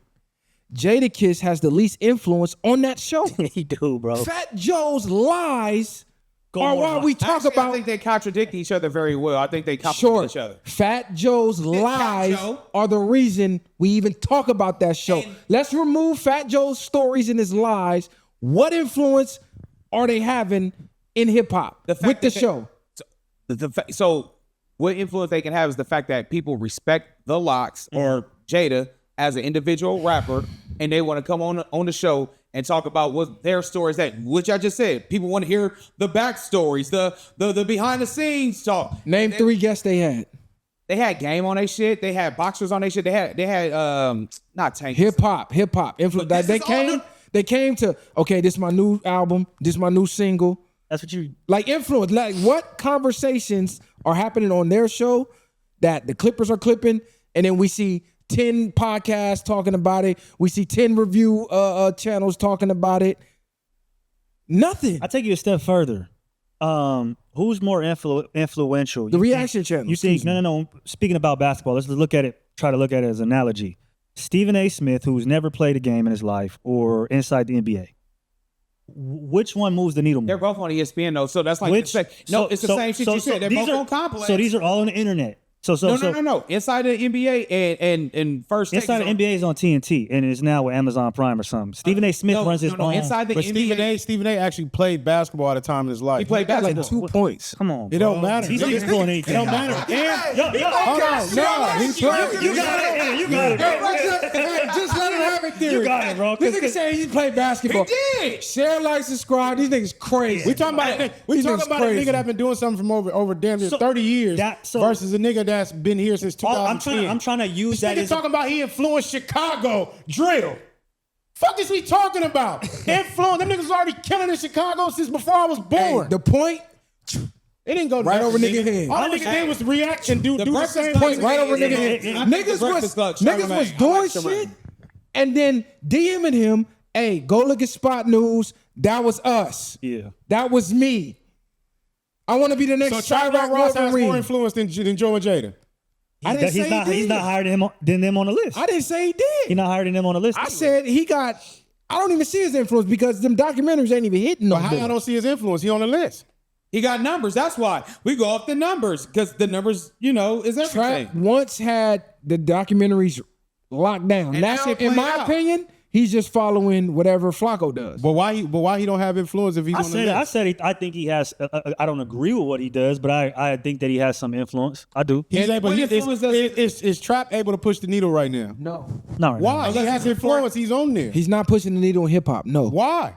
What do you mean? Why, nigga? Because he's not. How is he not? If the influential people are on there, y'all saying by y'all definition, these people on this list are pushing the needle, so he should be one of them. No, I gave examples of how I don't the agree top with 10 everybody. is pushing the needle. The top 2 specifically, because that was what y'all was debating. How Act is pushing the needle. No. We're not. We ain't talking about We're Trap's talking about opinion. listen, I didn't know Act was as Act number one. The way I'm gonna just say this, probably aesthetically, I don't like the way it's being delivered. Maybe his fame, maybe I don't like it because I respect how like maybe a DJ Vlad, the interview style. Maybe I respect more of an interview style.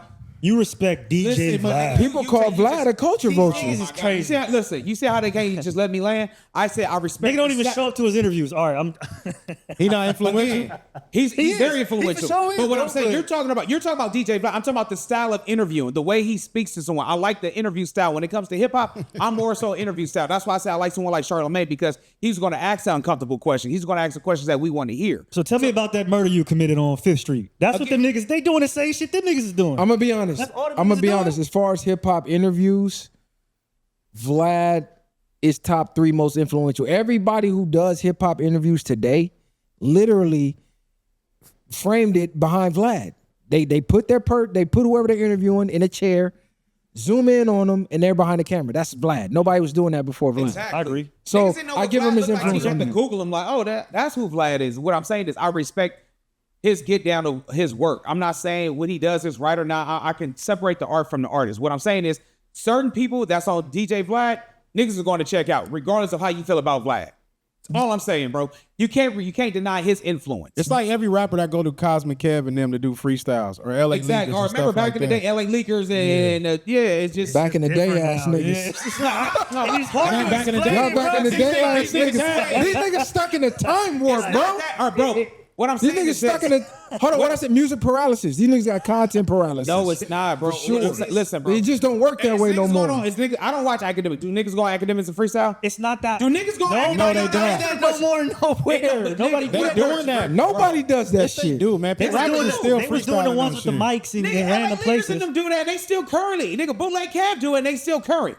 What are y'all talking about? Bootleg Cab is like a It legend, don't bro. matter. They Now doing you it keep right making now. You just said excuses, they don't yeah. do it. Y'all just move the goalposts. I'm They're not still moving it. currently It's doing just it. You y'all- go on Sway and freestyle. Nigga, they still doing it. Is it prevalent? No, because real hip hop, you niggas saying that's not real hip hop. You niggas is No, that's not what Y'all saying we stuck in a time. Y'all trying to redefine what hip hop influence is. They already redefined it. It's over with. Nigga. That's not influence, nigga. You don't listen to shit on the radio. Nigga, Who straight. don't? Nigga. All right. These niggas are nuts. Listen. If they didn't listen to shit on radio, why is there still radio then? If it's not that important, why is there still radio going? Because at the end of the day, that's wasting money. We know where we listen to music at, bro. It don't matter. What do you Why We listen to streaming services, YouTube, etc. We know that. Why is radio? No, You know that. What you got iHeart on your phone? No, I don't. You got Sirius XM in the whip? I don't even know what that is. Okay, it's just, Niggas say you don't even know what XM is. what we talking about? That's what I'm saying. These niggas, XM guys like we all take the iPhone out. This is how we listen to music. This is how we digest content. This is how we find new artists. Everything. It's all right here now. Radio, cook, done. It's here. Y'all going to academics to get y'all uploads. I don't even watch act, bro. It's just what That's it is. cap. I don't. I literally said when I started the whole monologue. You pull it up on your The phone. only time I see If I have to watch them, I will watch them if I have to. You That's know why I it. see act? Because I have to see act. I can't get on X without seeing him. Yes, It's you can. impossible. You gotta subscribe to this shit, nigga. I'm not subscribed to him. Everybody else posting this That shit. nigga don't even exist on my You don't mind either. Bro. Okay, the reason we went way off topic, but the reason I brought it up because if you look at that top 10 list, the West Coast is pretty much absent. That's what was more alarming to me is we have hip hop media platforms with voices, and the West Coast is way down the list. I think no jumper. They ain't even on there, so that lets you know hip hop they fell all the way off the cliff. None of the West Coast platforms and all that let me know viral way we need to take our due diligence and we need to start pounding these hip hop topics because we got to get on that list next year. So we gotta start gossiping what's going on in the streets like a bitch ass nigga like academics, nigga, and I'm not doing that shit. I'm gonna tell you like this. That's what I'm not about to do, my nigga. I'm not about to report crimes in the street because that's what it seems like. That's what do numbers. I'm gonna tell y'all like this. We gotta stop using the word gossip. We literally gotta stop using the word gossip because they can say we gossiping. We come up here, we just talked about what? Stefon Diggs in his case with the bitch. That's gossip. Fuck are we talking about? For sure. We can say anything is gossip, nigga. We don't not like up it, here yeah. digging into, the who, Chip Poot. Like, no, I'm talking about music. But we also just talked about the difference between God and Satan and what's good and what's bad. So let's not be real. We also drop. Niggas can say we gossiping about God. That's not, bro. That's not gossiping. We can call anything gossip, nigga. Yeah, I just think it's changed. I get y'all view, but I think that another thing, I think you made a point about how like you enjoy people that have that firsthand experience.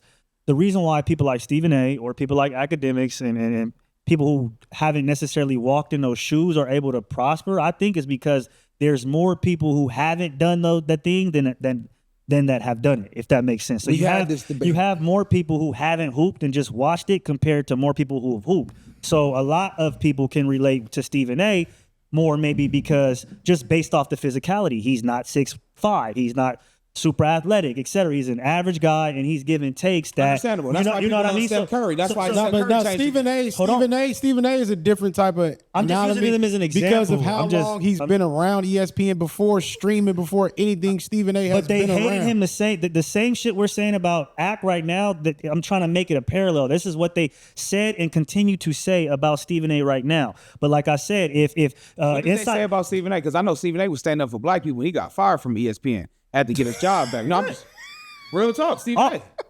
What do you? No, you laughing? I'm dead ass. Dude. I'm laughing because I know what he tried to. I know the comparison he trying to make, but we literally had this exact debate about the analysts versus the athletes. We had this whole debate for like 30 minutes. it's just like a lot of people can see, I think, more of themselves in those characters compared to the other characters, and that's why they flock does to his it. job very well. Bingo. That's more so. he could do that too. That's where I'm leaning right there. Stephen A is Hold on, let entertaining. him land because that's where I'm landing. Just Stephen A. just really great at his job. No, he's not a great basketball player. We all know that. Skip Bayless.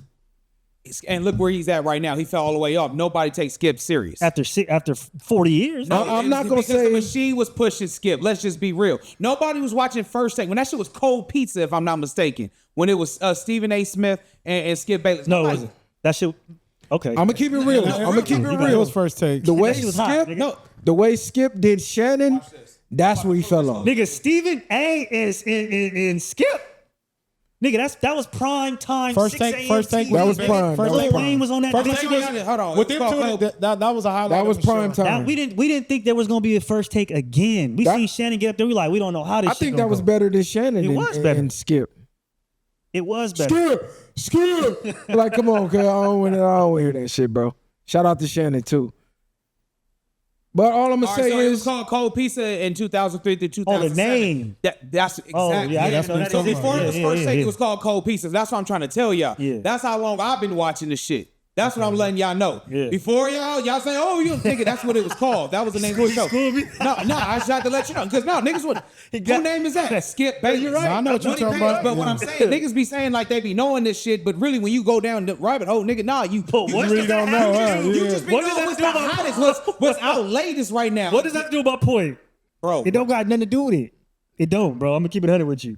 It's I'm like saying- at the end of the day, these niggas are influential, whether they was in the What I'm game saying or is not. that- It just what I'm saying is that they adapted the show around Stephen A. Smith because he was the man, not Skip. ESPN was the top fucking sports cast at the time. There was no Fox Sports News. I mean, I think Best Damn Sport was like second running behind. Now you have every sports show on each network, CBS, Amazon. Everybody has a sports show in the morning time that's competing with ESPN. That's because they branched off because they were the competitor. The machine was pushing. Now they realize the machine only can do so much. They start taking the talent. Once you start picking the talent, that shit gets skipped. Because Colin Cowherd left. Now Colin is on Fox, and he goes directly against First Take, and First Take never has dropped. That's what I'm trying to tell you. It's all about the talent. I will listen to Colin before I listen to these Because niggas who played the game. Like niggas Because be he like does his job well. the analysts who Interview style. The analysts who do this shit for a living and perfected their craft, to me, are better than the athletes who played the game. I like hearing their takes better than the athletes. To me personally, they just do a better job. Certain ones can do it. I think for commentary, I think John Madden was, of course, he's a legend. Madden was the GOAT. Madden was a football Madden player. and what's the name from ESPN? Boomer. Boomer was a GOAT, I think nigga. Troy Aikman actually does well. What I'm saying is, you can do it. You can be a color analyst. Reggie Miller does a really great job when he's doing analyst. What I'm saying, he was a ball player. It's all about what you put your focus into. But I'd rather hear Troy Aikman than I hear one of them other niggas that be next to him. Like Tony Romo does a great job Yeah. on CBS. What I'm saying, again, it's all about the talent, bro, and what you decide to put your craft into. Because I think at the time they had the tight end from the Dallas Cowboys. I can't even think of his name at the time. He tried to do this shit and he was out when he was doing the color analyst. That's a good debate. I'm gonna save it though because we've been going for a while. It's getting late. But do you have to be authentically from something, meaning live the life to have the skill to transition to something else, like let's say rap? Because we all saw the era of the real gangsters trying to rap and them niggas sucked. And then the niggas who was portraying the life actually had the talent. So you don't always gotta be from the life to have the talent, just like an analyst and an athlete. You being an athlete don't make you a good sports analyst, even though it is some hella good sports analysts who were athletes. But yeah, that's a cool debate. But y'all let us know what's influence and who has the most influence in y'all minds. Let me know. Is it Big Boy? Is it Ack and Joe Budden? Man, Is it radio? Stop or is trying it to- the stop internet? trying to do all y'all that, let us nigga. know, man. Let us know. Charlamagne. Breakfast. What you mean? I'm gonna read the comments too. Charlamagne was on the list. Charlamagne is one of them. Man, listen. Charlamagne was on the list. He up there, bro. Charlamagne's up there on a big I platform. don't think he's as relevant as he was before they moved to Netflix. But That's he's what on the list. Netflix movie messed them up. When they were strictly on like YouTube and you know on the radio, they were one of the hottest influential shows out there. West Coast media, we got to step it up, and we got to lead by example. We got to step it up. Let's just we'll do it. We'll start making y'all jump out like academics too. Fuck it. Sorry, you got any last words? I mean, I'll just say Best on the West, best in the world, man. Our way. What is going to step up on the West Coast? It's just we in a sucking ship right now. That's just where it's at. Our music suck, and we ain't even on the charts with this hip hop media shit. Shout out to DJ Head and Gina Views. They made the list. All right. Well, hey, we'll see y'all on the next one. Like and subscribe. Hype us up, man. We'll see y'all on the next one. Big Foe. We up out of here, man. Got these niggas hot. Ain't no handouts, I did it from the ground up. In the streets, thugging hardest when they found us. Got a problem, nigga, watch my troopers mount up. My bitch is bang too, and you a lame though. You niggas ain't outside, yeah, we came through. You want your lights up, we put you on the shade.